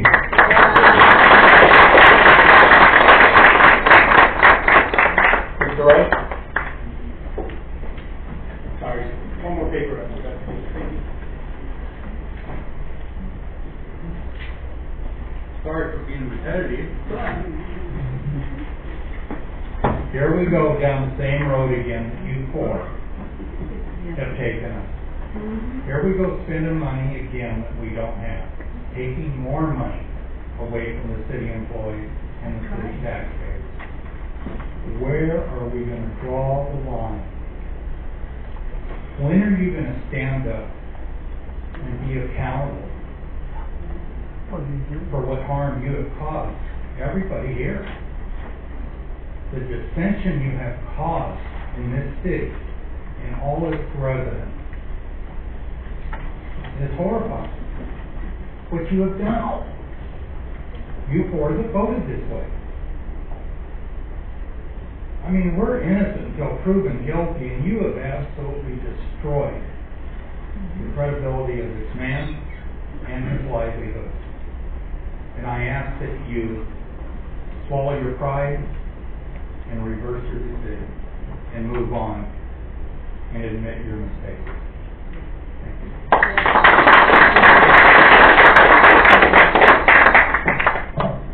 Mr. Mayor, would you like me to just briefly address that, as I had done in the past? Like I mentioned, this is a cost of doing business. This is a civil rights matter that needs to be handled appropriately. Unfortunately, for my neighbor, Mr. Duarte, Officer Duarte, his interpretation is incorrect. There is no need to go out for bid for professional services. So I don't typically step out of character, Mayor, but the information is incorrect. Council needs to take a vote and finalize this matter. Thank you, sir. Okay, one other question. Did the legislature, I know it's $5,000 forever, and since our charter's been written, it's fairly old, I think. Has the legislature come out with a $10,000 limit, or still a $5,000 that you know of? It's at 100,000, Councilman. Okay, I knew they had upped it. Okay. Let's wrap this up, folks. Councilman Shelton, that's for construction, not for this services. Sorry. Roll call. Thank you. Sorry. Mr. Mayor, could I ask one more question? I apologize. In regards to the conflict of interest, do you see any issues in that area which he brought up? I don't. Of course not. Roll call? Before we vote, Mayor, I just want to say one thing. I'm going to vote on this because I do want the independent investigation to take place. But I think that instead of the taxpayers paying for this, that mayor and council should give up their salaries for the rest of the year.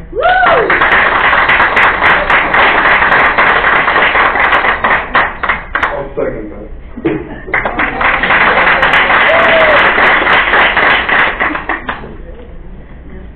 So we have an actual motion on the floor for, because she said that she's voting in favor, but are you voting in favor with those stipulations? Yes. Okay. Is there, so we have a second by Mr. Shelton, and roll call. So you need to vote on the amendment part first. Yes. Very well. Mr. Mayor, just a point of order as well. A motion to amend needs to be clearly stated. Okay. And it was not stated. Make an amendment to move that mayor and council give up their salaries for the rest of the year to pay for this independent investigation. Second. Motion by Councilmember. And I feel very strongly about that. Second by Councilmember. Roll call. Ward 1, Yes. Ward 2, Yes. Ward 3, The reason I'm gonna vote no on this is because I don't think that it's not a part of the agenda item. Yeah. And so that's what worries me about it, and I so. think an amendment, that. make the amendment to remove them. So your question to me, Mr. Buish, is whether or not that amendment is appropriate? Then whether or not the public has had sufficient time to be able to consider it. Because it wasn't part of this. Well, thanks for asking. I think the motion for amendment is inappropriate, Mayor. It should be fine. Of course you do. Of course. They just wanna do it right. Yes, and I agree. Mayor, I'm sorry, did I interrupt you? We're already looking at taking our line items, so, from each council person as the case is. So, I think that should be enough to get everything in, total, cover this expense. I agree. So can you still, so with the motion, there's still motion active right now, so do we go through the process because she made the amendment and we go on the failed motion if it fails or if it passes or it's not a... What I'm saying, Mayor, is that the motion to amend was inappropriate. Okay. And based on my advice, that motion can be quashed by the chairperson and you move straight into the vote on the original motion. I move straight to the original motion. Thank you for clearing up, Mr. Buish. Roll call on the motion on the floor, please. Ward 1? No.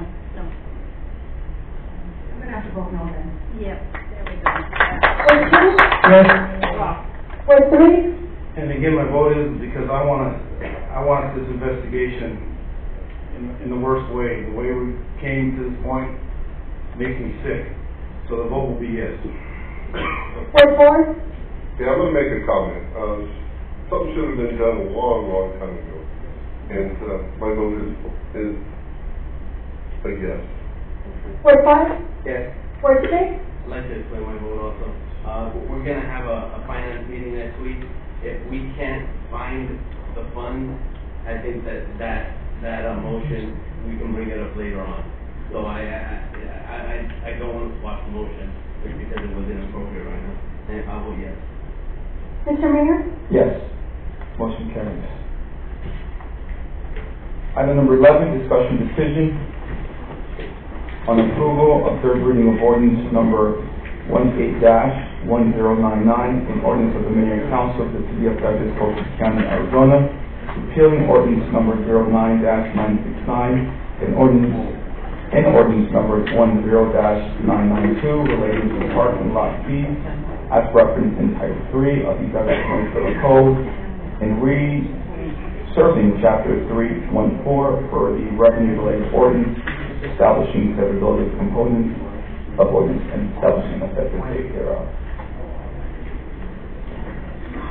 Mr. Flores.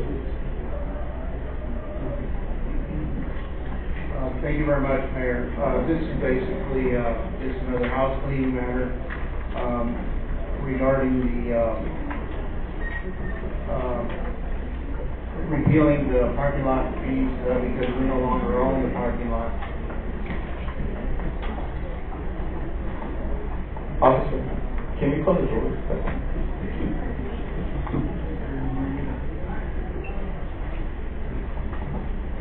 Very well, since we transferred that parking lot to Customs and Border Protection, that particular ordinance and particular portion of the municipal code needs to be cleared up for insertion of other fees that have been pending, and so recommend that the matter be taken care of. Thank you. Mr. Mayor, move that the Mayor and Council approve the third reading of ordinance number 18-1099 by number and title only. Second. Motion by Councilmember Hewish, second by Councilmember Morales. Any discussion? Roll call. Ward 1? Yes. Ward 2? Yes. Ward 3? Yes. Ward 4? Yes. Ward 5? Yes. Ward 6? Yes. Mr. Mayor? Yes, motion carries. Ordinance of the Mayor and Council of the City of Douglas, Cochise County, Arizona, repealing ordinance number 09-969 and ordinance number 10-992 relating to parking lot fees with reference to Title III of the Douglas Municipal Code and inserting Chapter 3.14 for other revenue-related ordinances, establishing severability of components of ordinance and establishing an effective date thereof. Item number 12, discussion decision on approval of third reading of ordinance number 18-1100, an ordinance of the Mayor and Council of the City of Douglas, Cochise County, Arizona, authorizing the City of Douglas to accept a donation of real property from the Everett Jr. and Joanne M. Jones Revocable Living Trust of improved real property identified as Cochise County Parcel Number 410-06013. Thank you, Mayor, members of council. This particular item comes up for consideration on its third reading. This is the little sliver. It's actually the turn off or turn in to Liberty Mutual School, previously owned owned by the Everett J. Jones family. Over the years, they've donated various things to us and other pieces of real estate. This is not a particularly valuable piece of real estate, but it adjoins the right-of-way, which is owned by the city, and the city already maintains it, so it would add to the continuity and ease of continued maintenance in that particular facility, which is roughly about 200 feet north of Highway 80 on Washington Avenue. Mr. Mayor, Mr. Lewis. Move that the Mayor and Council approve the third reading of ordinance number 18-1100 by number and title only. Second. Motion by Councilman Hewish, second by Councilmember Morales. Any discussion? Roll call. Ward 1? Yes. Ward 2? Yes. Ward 3? Yes. Ward 4? Yes. Ward 5? Yes. Ward 6? Yes. Mr. Mayor? Yes, motion carries. In ordinance of the Mayor and Council of the City of Douglas, Cochise County, Arizona, authorizing the city to accept a donation of real property from the Everett Jr. and the Jones M. Jones Revocable Living Trust of improved real property identified as Cochise County Parcel Number 410-06-013. Item number 13. Mr. Mayor, for the record, Councilman Shelton stepped down. Okay. Item number 13, discussion decision on approval of second reading of ordinance number 19-1101, an ordinance of the Mayor and Council of the City of Douglas, Cochise County, Arizona, partially modifying the structure of the Public Works Department by adding a construction inspector for the Bay Acres Sewer Project at a range of 20, establishing acceptability of components of ordinance and establishing an effective date thereof. Mr. Pedrosa? Yes, thank you, Mayor, members of the council. This is the second reading of the creation of a new position for the Public Works Department in relation to the Bay Acres project that we received a $6.8 million grant from USDA to install sanitary sewer within the community and for the city of Douglas to treat that. We received a quote for the inspector services from our engineer at about $245,000. We figured that this service can be less than that by the city of Douglas creating this position and hiring the inspector in-house, therefore saving about $200,000 in cost. Therefore, that's why we are recommending the creation of this position to move forward with this project. And knowing that the position is temporary and grant funded, so long as that and will only be active so long as the project is ongoing. Mr. Mayor, for the record, Councilman Shelton returned at 7:15. Mr. Mayor, Mr. Lewis. Move that the Mayor and Council approve the second reading of ordinance number 19-1101 and to place it on third reading by number and title only. Second. Motion by Councilmember Hewish, second by Councilmember Lindemann. Any discussion? Mr. Mayor, Mr. Hewish. just one thing, I just want to make sure the public that's left, I received a few calls, not very many, but a few that felt that this position may have already been offered to somebody. and I just want to bring that up and ask if that is true, for the record. Mr. Mayor, members of the council, the position will go through the regular recruitment process. It's going to be open to the public once it's approved by the mayor and council, and applications will be accepted and go through the regular hiring process.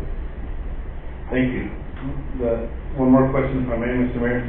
I know there's a little line that says, however, any overages will be funded through the sewer fund. Do you anticipate any, or is that just to cover to make sure everybody knows that that is possible should something drastic happen? We don't anticipate it. Mr. Mayor, members of the council, with the construction project with this magnitude, yes, there could be overages within the project. We could experience something that is unexpected within the plan, and we may be able to expend some sewer funds, not general funds, but sewer funding. We believe we have reserves to cover that. The other alternative would be to request further funding from the WIFA, our trusted loan authority from the state. Thank you. Mr. Mayor, I have a question. Mr. President, you mentioned that if there's no more funding through the grants, the program just stops. So, I mean, we would be starting this program, let's just say, worst case situation, we don't have money anymore to stop. What happens then? Yes, Mr. Mayor, Councilmember Grijalva, that's a great question, and the good thing about this is that $6.8 million have been obligated since the grant was awarded. Therefore, those funds have been segregated, and for example, government shutdown, things like that, we would not be affected by that. So long as we execute this project in accordance with the grant guidelines, that money will be made available to us.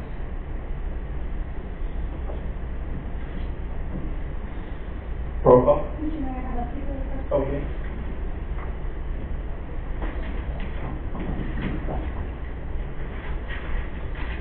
Great. Mr. Wright?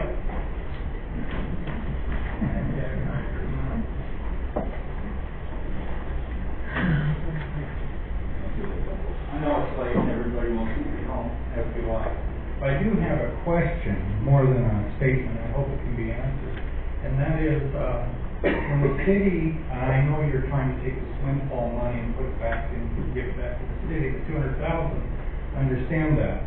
But on the other hand, I would hope that the city attorney is looking at the liability side of this too, and any action that could come forward in the future. And the city, since it's their employee, could be named on that too. Has that been addressed, or has that been talked about? Mr. Wright, is that pertaining to this particular item? It is. Because this is going to be a city employee. It's going to be the inspector. If it ever comes to that point in a liability case, is the city going to be held liable for that? I know you're trying to get the $200,000, no doubt about it, I understand that. Mr. Mayor, if I may, the council is allowed to address the public, typically not allowed to address the public directly, unless the question is asked of me by some member of council. You see,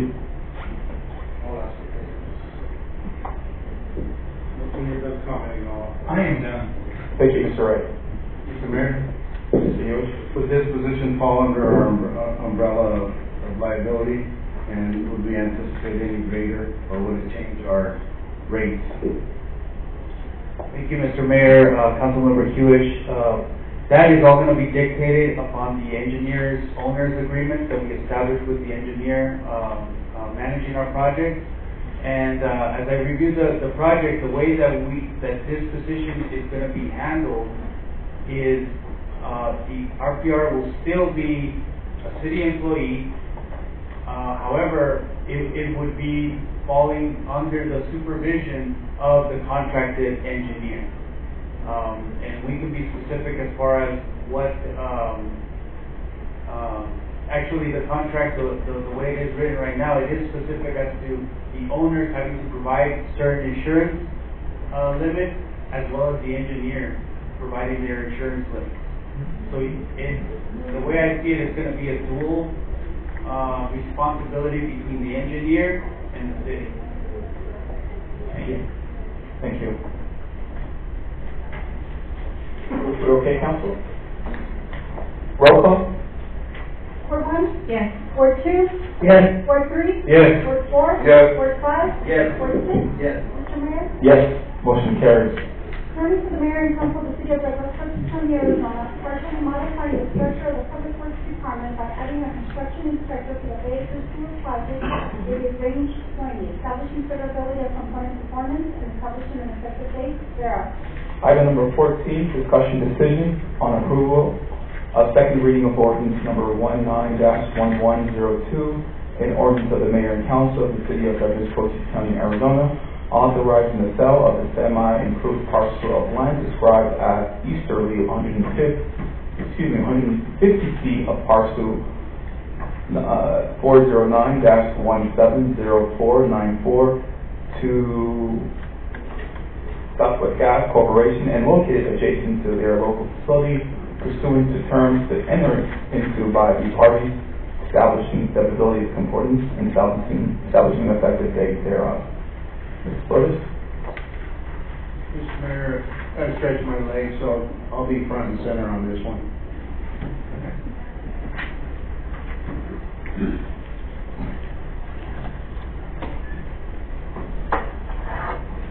Thank you very much, Mayor, members of the council. This is on the second reading on this matter that started late last year. Southwest Gas approached us. They needed a larger footprint for various reasons. According to them, they need to expand their parking lot, or they may need a larger facility to park their equipment. Fact of the matter is, we were able to negotiate a price with them that council feels is appropriate. We're going to be selling part of the call center parking, which is not technically part of the lease. The map that you have there in front of you shows you the portion that we're going to be selling.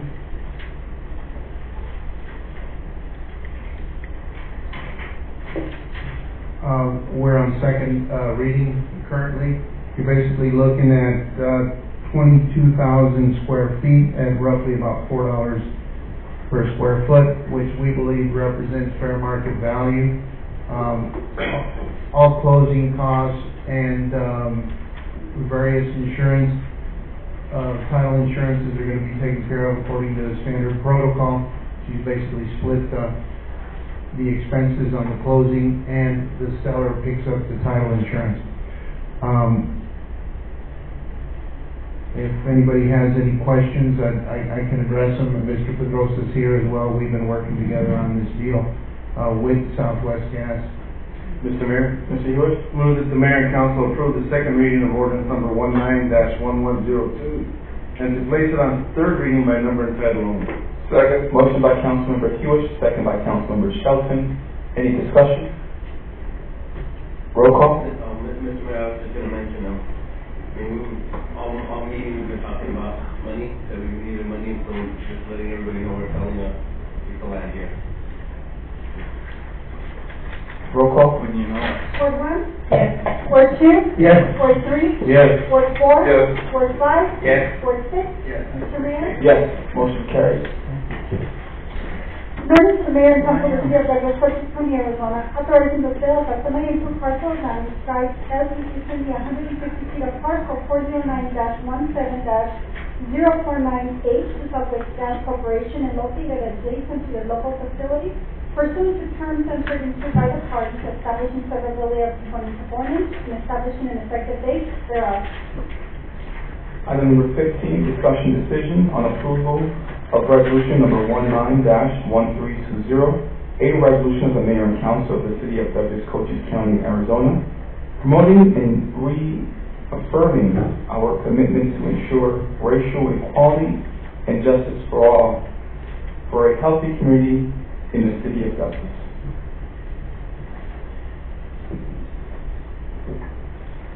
It's unfortunate that most of the comments that were made earlier pertaining to this particular item, they're not here. But for the record, back in 2016, when I won the election, I wasn't received with the welcoming that you normally would receive from an actual organization. Now, why have I never spoken up about this? Why now, all of a sudden? Well, because these issues are now reoccurring. I have heard several members of our organization use racial slurs to describe me. And I've heard them with my own ears. You know what they said downstairs? Pinche mayate.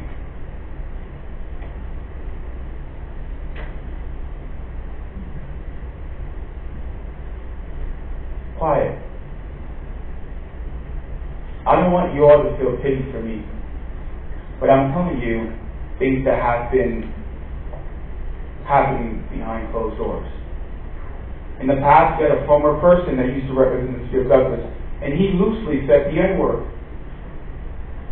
Like nothing. Rolled down his tongue.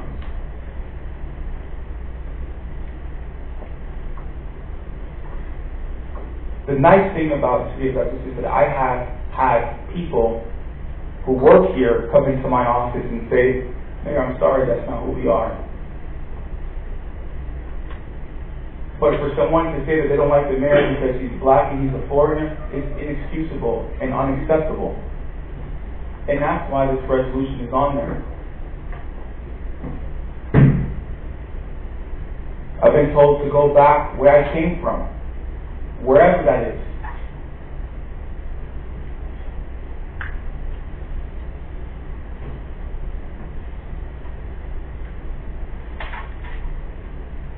I had one of my kids a couple of days ago tell me, Dad, you're black. One of my kids.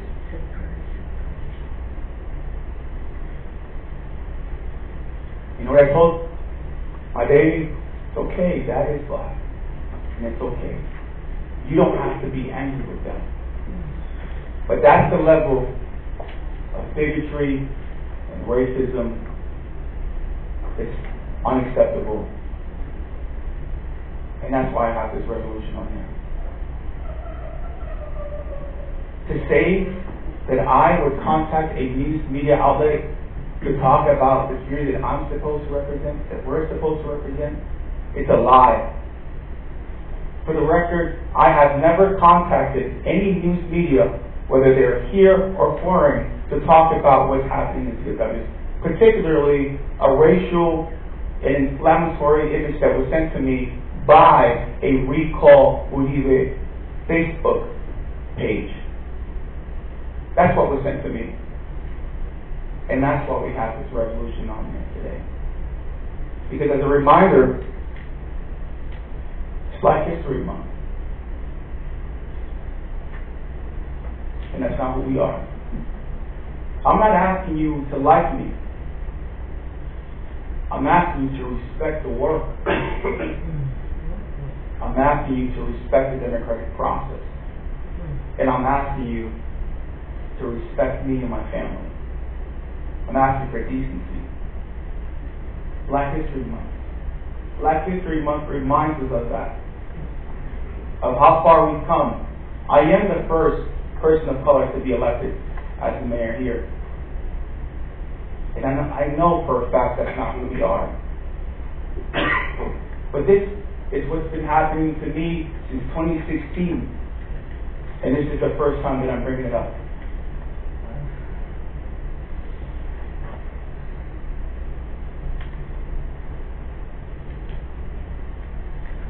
I'm addressing this in public through this resolution, because I don't want whoever comes after me for these episodes to be reoccurring. Black History Month is a time for us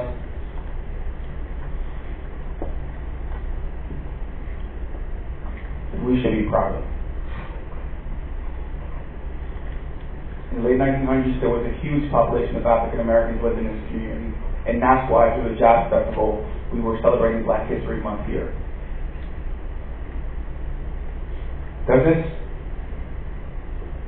This resolution is a reaffirmation that our community has no place for bigotry or racism. And Black History Month reminds us of that. That Douglas is a vibrant, loving, caring, diverse, and inclusive community. And I hope that council does the right thing. Thank you. Mayor, I move that the mayor and council approve resolution number 191320. Second. Motion by Councilmember Lindemann. Second by Shelton. Roll call. If I have some comments I'd like to make, if I may. I was 10 years old when Bobby Kennedy was killed, and I cried. That same year, Martin Luther King was killed, and I cried. And I thought that the world is changing. And certainly maybe a few people don't. But the vast majority of us have changed. Our heart is in the right place. Any decision that I've ever made is based on the facts. Not hearsay, not a rumor, but the facts. Whatever position I'm in, that's what I hold true. And God is my witness. Whatever anybody believes, I stand clear of conscience. And I know that many of us do. Maybe it's a sign of the times. Maybe we have a president who is not all that we want him to be. But whatever it is, we here locally should take a stand. Just because we are family. Thank you. No.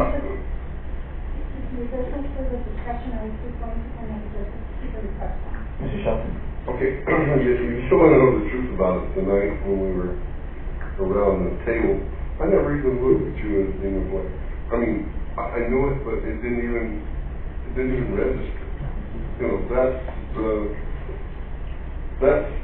the way it was. I mean, and I guess I knew you were, but I just didn't even take that into any consideration at all about anything.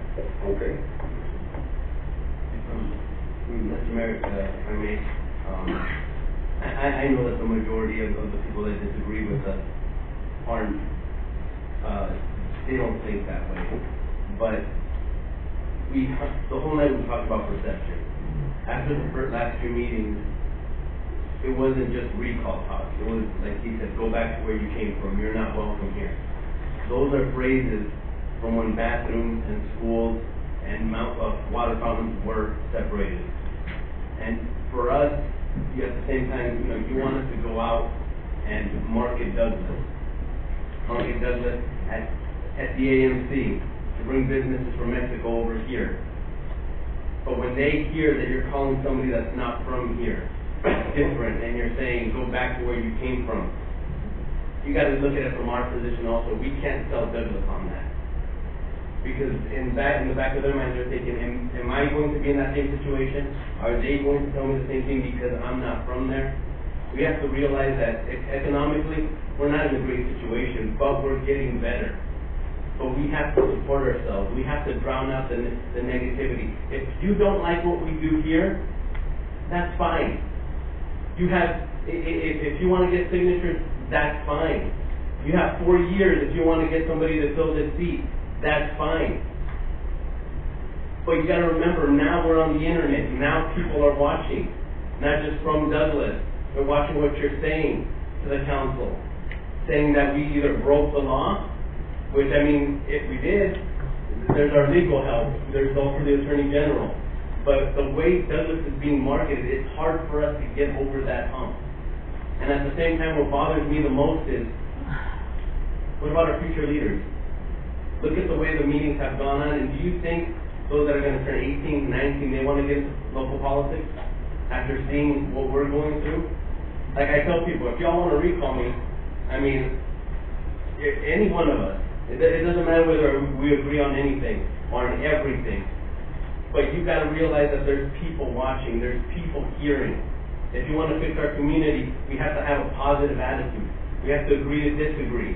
We're not going to be here forever. You can get somebody else to represent your interests if you don't think we're representing you well. But the hate, people are watching, companies are watching, business and investors are watching.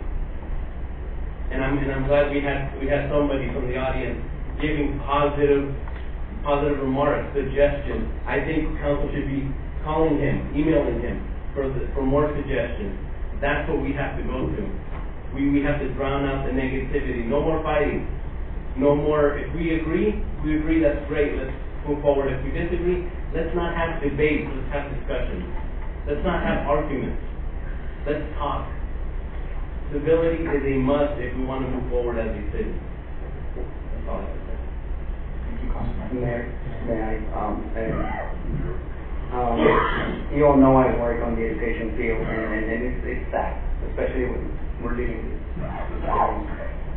but I think you don't see that this kind of behavior or hatred at the school level, which is great. What's sad to me is that it's the adults that are acting this way, that are the ones that were closer to when all this happened. Nobody should be judged by the color of the skin or by wherever they came from or whatever. It's just by their actions and how we go about with life and respect. Everybody should be respected, whatever religion they have, whatever color of the skin there is. Again, it's just sad at this time where we're facing with this. And if you remember not long ago, it was a call to the public. I was full of wetback. He was no anchor baby. Again, it's just awful that we have to go through all those things. So I'm hoping that this will help tremendously to kind of avoid it. Thank you. Thank you, Mr. Soto.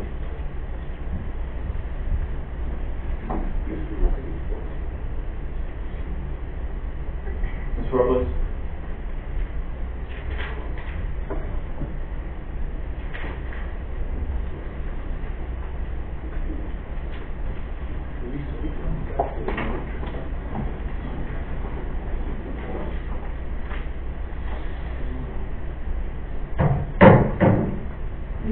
First of all, I must apologize for being disrespectful and having a lot of rudeness when I interrupted your brunches and meetings.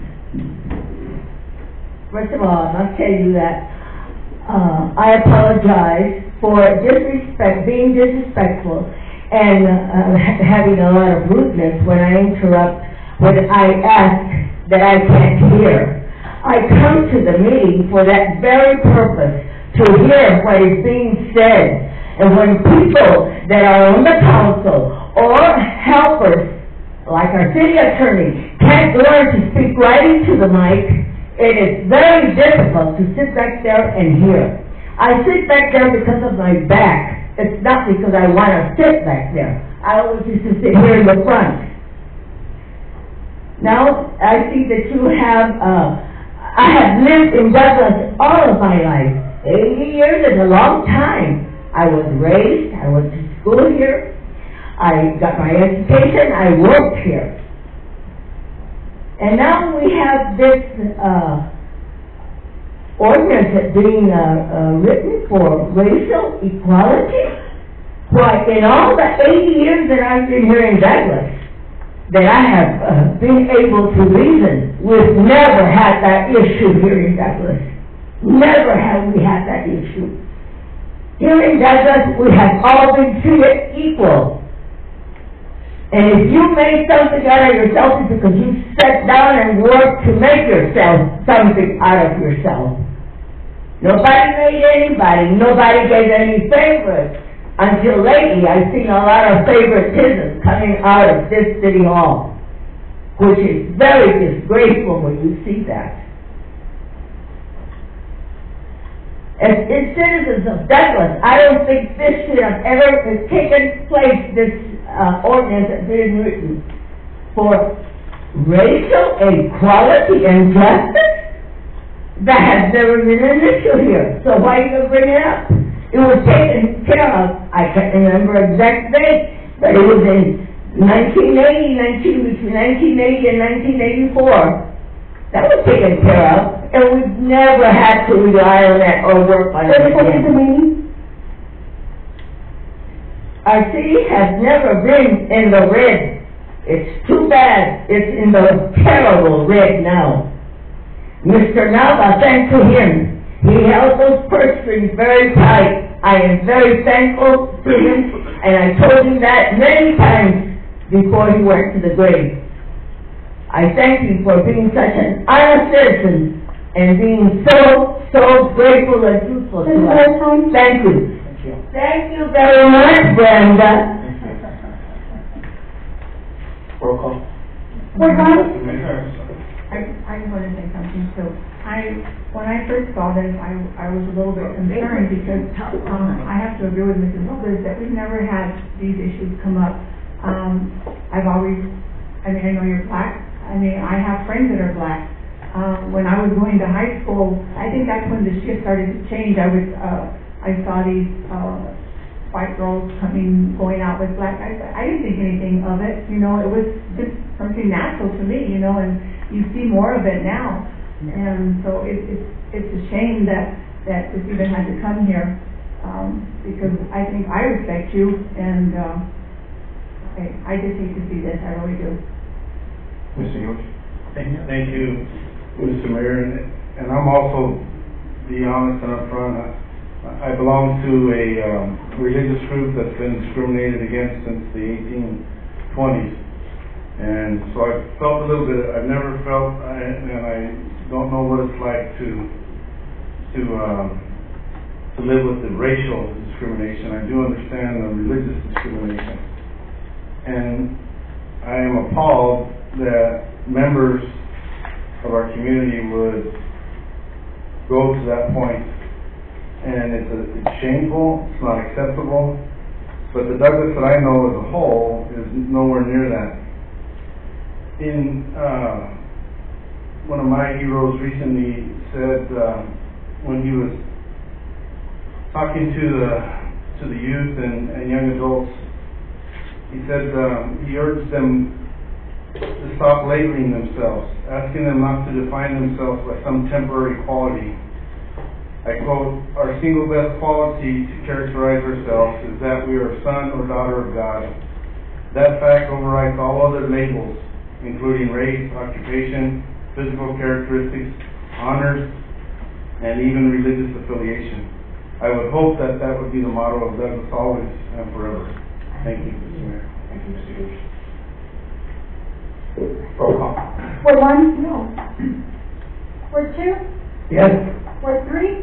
The reason I'm going to vote no on this because I love this man next to me, because I know some of the struggles that he's had to go through, and I respect him, but my constituency has urged me repeatedly that I need to vote no. Ward 4?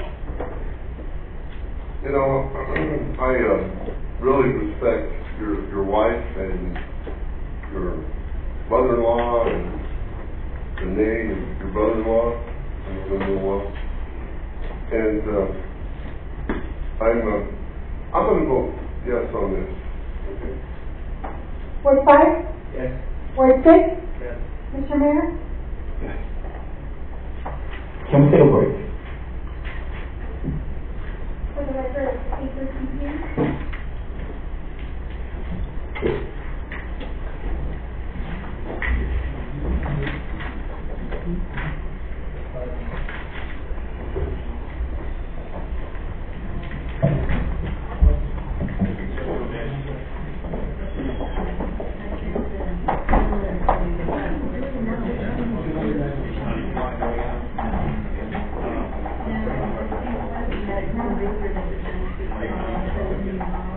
The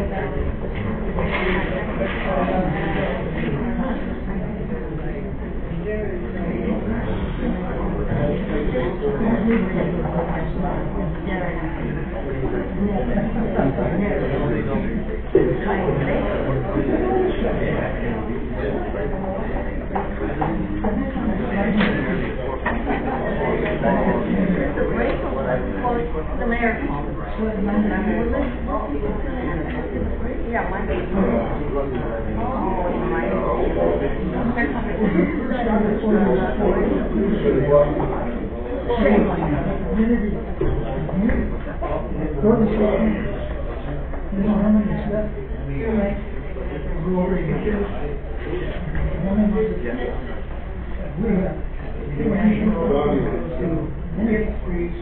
What is this in swap?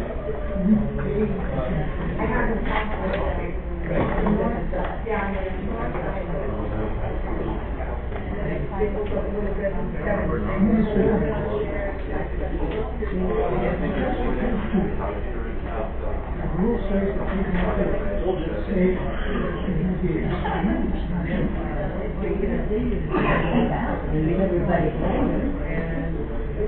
they have to say more for it. And if one really My husband was the mayor. get up and say, I hired an attorney.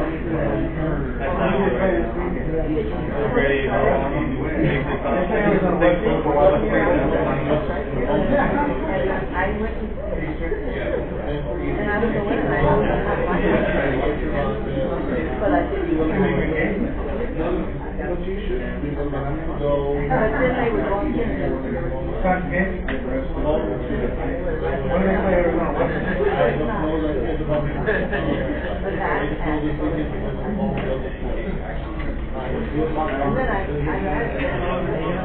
Last time I was there, that was Bo and JG, and everyone was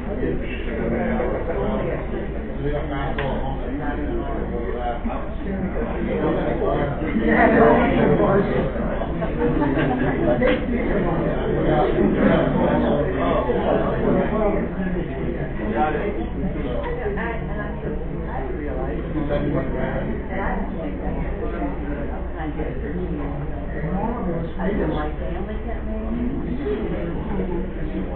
One of them is bigger smoke. They have a real we were there the weekend that they made marijuana. Oh, yeah. They went out one day. Friday, they said, Saturday. They can buy marijuana. And then he scored. They made out of it. I think that they did this way. But everybody went. And where I smelled like marijuana.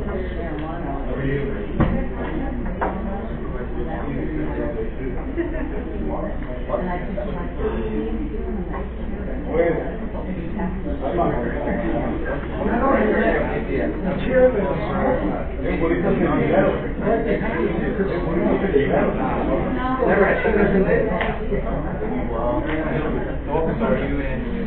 I'm not our category officer, but I'm the manager for our city.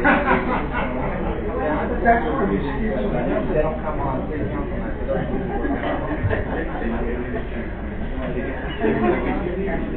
Usually I do 2 days when I come down to church.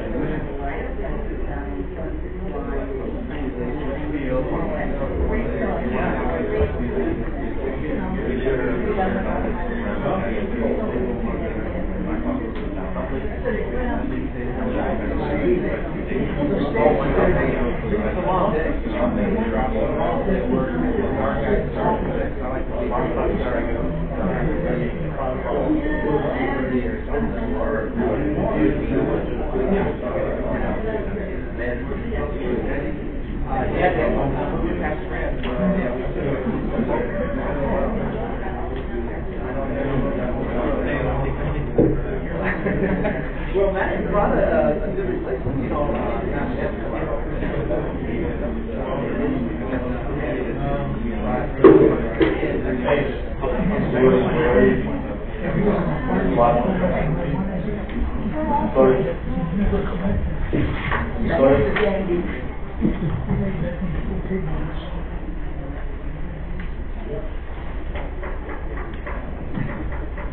Back in the chamber at 8:21 to finish the council meeting.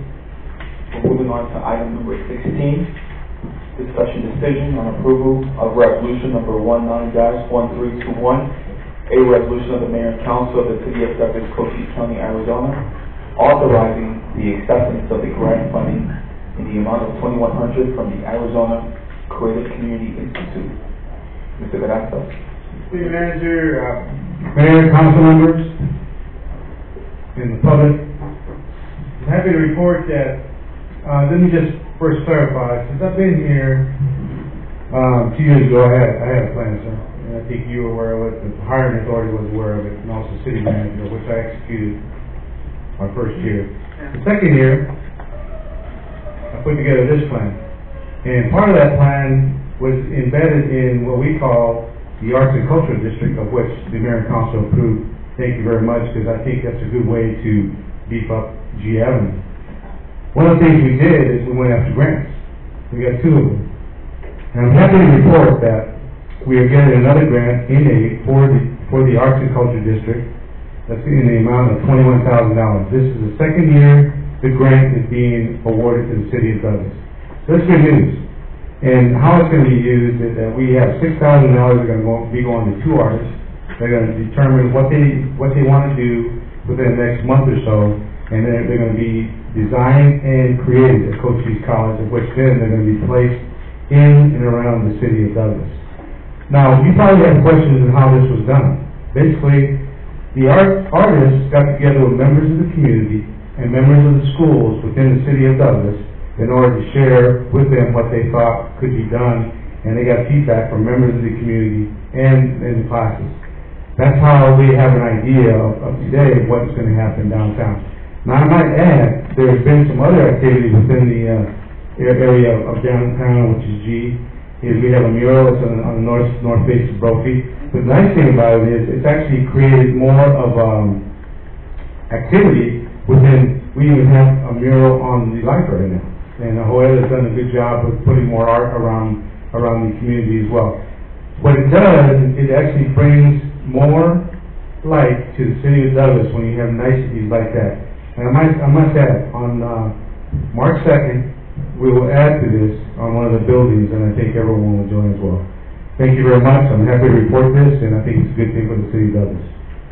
Mr. Mayor, move that the mayor and council approve resolution number 19-1321.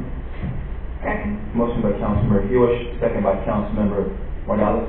Any discussion? Yeah, Mayor. You know what I'd like to see is more murals around the town that actually represent what the town's history is. Like we should have a mural of the old smelter with the smokestack, you know, and things like that. I'm not really impressed with Southern California, LA type of stuff. But something that represents maybe the ranching way of life, the John Slaughter, you know, those type of things, and strategically placed, not shelter all over. But that's my personal comment. Any other comments? Mr. Mayor, I'm glad that this is coming about. I also think that once these projects are done, we got to promote them around the Facebook page, the website. I've been asked many times who painted the crayon boxes outside, and Joel, he did a great job. I think he could give himself some credit in online. I think we got to push these artists to the forefront while they're doing great work like this. So, that was just my suggestion. Mr. Mayor, just for kind of clarification, the grant amount is $21,000 rather than $21,000. Apologize. 21,000. Any other comments? Mr. Mayor, this is exciting that, you know, that it's possible that we're allowed that money to spruce up Douglas and make it look nicer. Roll call. Ward 1? Yes. Ward 2? Yes. Ward 3? Yes. Ward 4? Yes. Ward 5? Yes. Ward 6? Yes. Mr. Mayor? Yes. Motion carries. Item number 17, discussion decision on approval of resolution number 19-1322, a resolution of the mayor and council of the city of Douglas, Cochise County, Arizona, granting to Southwest Gas an easement for the installation and maintenance of a gas pipeline, appurtenance on city property in the approximate location of 300 East 14th Street, just south of the Douglas Police Station, in skirting the right-of-way within parcel number 409-06-012, D as in David, 022B, 021A, and 021B, and authorizing the interim city manager to execute all necessary documents. Mr. Karchner. Yes, Mr. Mayor, members of the council, members of the public. This is over in the area where I created a bypass around the old underpass behind the police station back there, and now they have a need to run some water lines through there. There you go. They're running some water lines in there now and upgrading the system, and they just need to have right of way from the city so they can build them and cover them up and forget about them. Any questions? Mr. Mayor? Mr. Hewish? I move that the mayor and council approve resolution number 19-1322. Second. Second. Thank you, Mr. Karchner. Motion by Councilmember Hewish, second by Councilmember Morales. Roll call. Ward 1? Yes. Ward 2? Yes. Ward 3? Yes. Ward 4? Yes. Ward 5? Yes. Ward 6? Yes. Mr. Mayor? Yes. Motion carries. Thank you, John. Thank you, Mr. Karchner.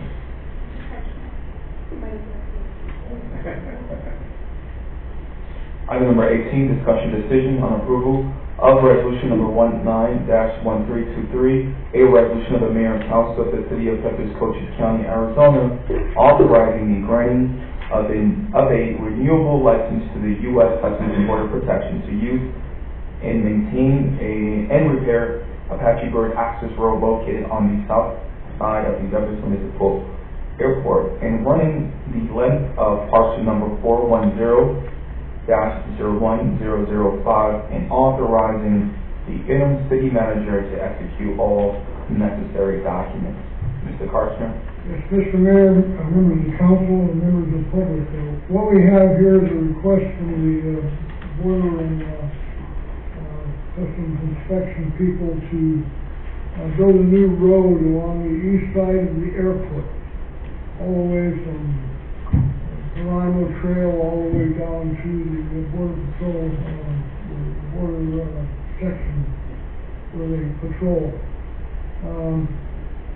It's follows the alignment of the old Apache Bird road that goes down there, but we're going to insist that they bring it right up to the edge and improve it to a very high standard, and we will put a gate on it.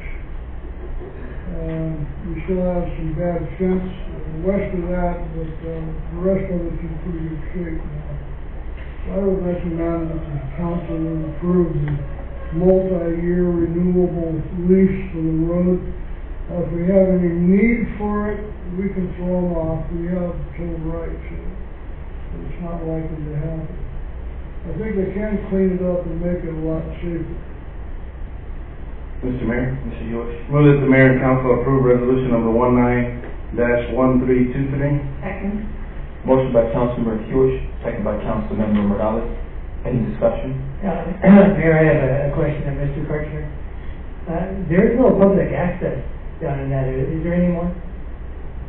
Well, there isn't, but we own the land, so we can do with it what we want to do. But there's, so it's relatively safe. The public's not supposed to be If out. we grant them an access, we don't have to grant anybody else. Thank you. Mr. Mayor? I don't see any problem at all, but I was just wondering if, I know the cross-country team runs down, not particularly going north from that area, but down towards that area, and I don't know if they've been approached or, I don't see it on paper as any problem, but I was just curious about, I don't anticipate any issues, just wondering if they've been. Well, if we have a crossing problem, we will put a person crossing across the fence. They will be able to get in and out. I'm sorry, I must not have spoke very clearly. The high school cross-country team runs along the border down there on one of the most home court advantages in the state. For that, I just want to make sure they still have that home court advantage of running down to that area. Yeah, we make gates for them before they can get in there. Okay. Any other comments? Roll call. Ward 1? Yes. Ward 2? Yes. Ward 3? Yes. Ward 4? Yes. Ward 5? Yes. Ward 6? Yes. Mr. Mayor? Yes. Motion carries. Item number 19, discussion decision on approval of resolution number 19-1324, a resolution of the mayor and council of the city of Fairbanks, Cochise County, Arizona, accepting a right-of-way grant from the state of Arizona State Land Department for portions of the D Hill in order for the Like the D committee to install and operate solar power lights and authorizing the interim city manager to execute all necessary documents. Mr. Carson? Yeah, Mr. Mayor, members of the council, members of the public, what this is a license to use state right-of-way. There's the little top of D Hill is state land, private land all the way around. The D Hill people want to put solar lighting on the lighting of the D. This is a major upgrade in the facilities out there. And just the very top of the D and the road that goes up there is on state land. So about 5 or 6 months ago, I drew up an application and it eventually got approved. And I have maps of it and everything, but if you look at the D, just imagine that the top 50 feet of it or so is included in the right-of-way. And they are going to immediately, I suppose, put solar lights out there to light up the day. Mr. Mayor, Mr. Jewish? move that the mayor and council approve resolution number 19-1324. Second. Motion by Councilmember Jewish, second by Councilmember Shelton. Any discussion? Mr. Mayor, I'd just like to thank the Light the D committee. I know they've been working on this for quite a number of years. I'm sure Dr. Gomez will let us know exactly how many years, months, days, seconds, that this has been in the process. But again, it's putting some of that pride back into Douglas, and I applaud that, and I appreciate it, and my hat's off to you. Thank you, Mr. Carson. I think we're going to have Dr. Gomez speak here on the microphone. Yeah. Okay. Dr. Gomez? Sure. I don't know where they say that this grant thing comes from, because the Light the D committee is not privy to anybody, not from anybody. The application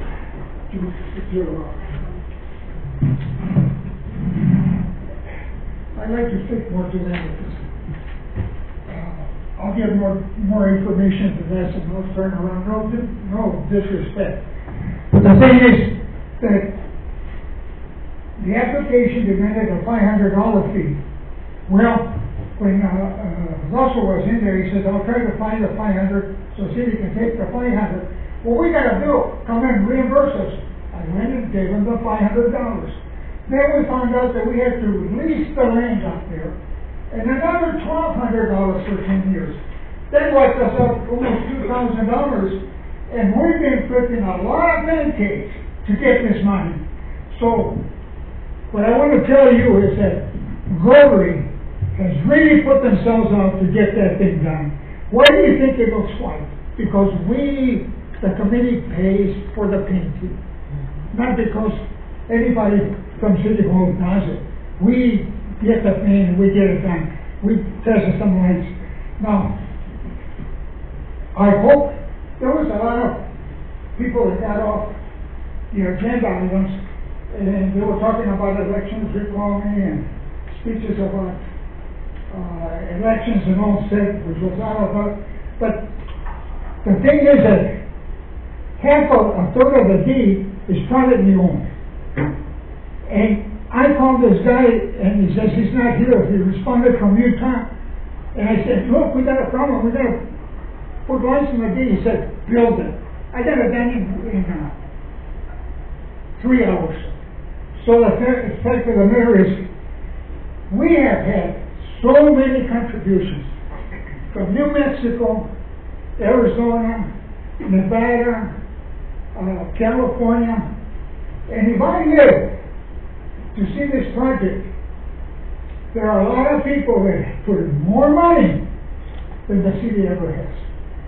So, if I live long enough, they're going to pull the switch and light it out, because they were more concerned than the city administration. Another thing is, 30 seconds remaining. Okay, 30. The mayor was over there giving accolades to the RILA Rotary Youth Leadership Awards. We gave 3. Cost us $1,200. Wednesday we're going to distribute dictionaries to every 3rd grader, every charter school, religious schools, McNeil. Another $800. In the last 2 months, Rotary has spent $2,000. Thank you, Dr. Gomez. Congratulations. Great job. Mr. Mayor, if I may, just a little bit of history for those that aren't aware. Back in the good old days when we were freshmen, and it was D week, and they called it by the term of initiation. Not sure where that term came from, but we were tasked as freshmen to go up and whitewash the D back in the day. And I unfortunately belonged to the class that were the last ones up there. Unfortunately, some things happened and they no longer did that. So probably since then that idea has been floating around of how can we get that more lit up and how we can make it look more presentable and provide more pride in the community, so, it was a long time ago when the freshman class went up there and had too many accidents, and we whitewashed the wrong thing. We're up there, and that was the end of it. Item number I thought 20. it was me. I'm sorry? I thought Mr. Yuri said he was me in the 70s. It was late '70s. The roll call? Roll call? Ward one? Yes. Ward two? Yes. Ward three? Yes. Ward four? I know that Disney used to come up and try to change it, but anyway, I will yes. Ward five? Yes. Ward six? Mr. Mayor? Yes. Motion carries. Item number 20, discussion decision on approval of resolution number 19-1325, a resolution of the mayor and council of the city of Douglas, Cochise County, Arizona, approving the city of Douglas emergency response and recovery plan to provide consistent emergency management and operations for the city of Douglas. Chief Lomeli. Good evening, Mayor and Council. The original City of Douglas Emergency Operations Plan was by all counts drafted in the early 2000s, but never formally adopted by Mayor and Council. The City of Douglas Emergency Response and Recovery Plan is an updated version of the original document. The purpose of this plan is to provide for consistent emergency management, effective emergency operations within the City of Douglas, inclusive of activities related to prevention, preparedness, response, recovery, and mitigation. The plan specifically addresses recovery assistance from the county, state, and federal sources, including loans and grants to individuals, business loans, and grants to government entities provided under disaster assistance programs. Thank you, Chief. May I have a motion? Mr. Mayor? Mr. Hughes? Move that the mayor and council approve resolution number 19-1325. Is there a second? Second. Motion by Councilman Hughes, second by Councilman Shelton. Any discussion? Mayor, I just wanted to say, Mr. Lomeli, I want to apologize. I don't think any of us knew he was going to stay until the end of the meeting to do this. Maybe next time if we have law enforcement, firefighters, move their items to the agenda in the beginning so they don't have to sit through a long meeting.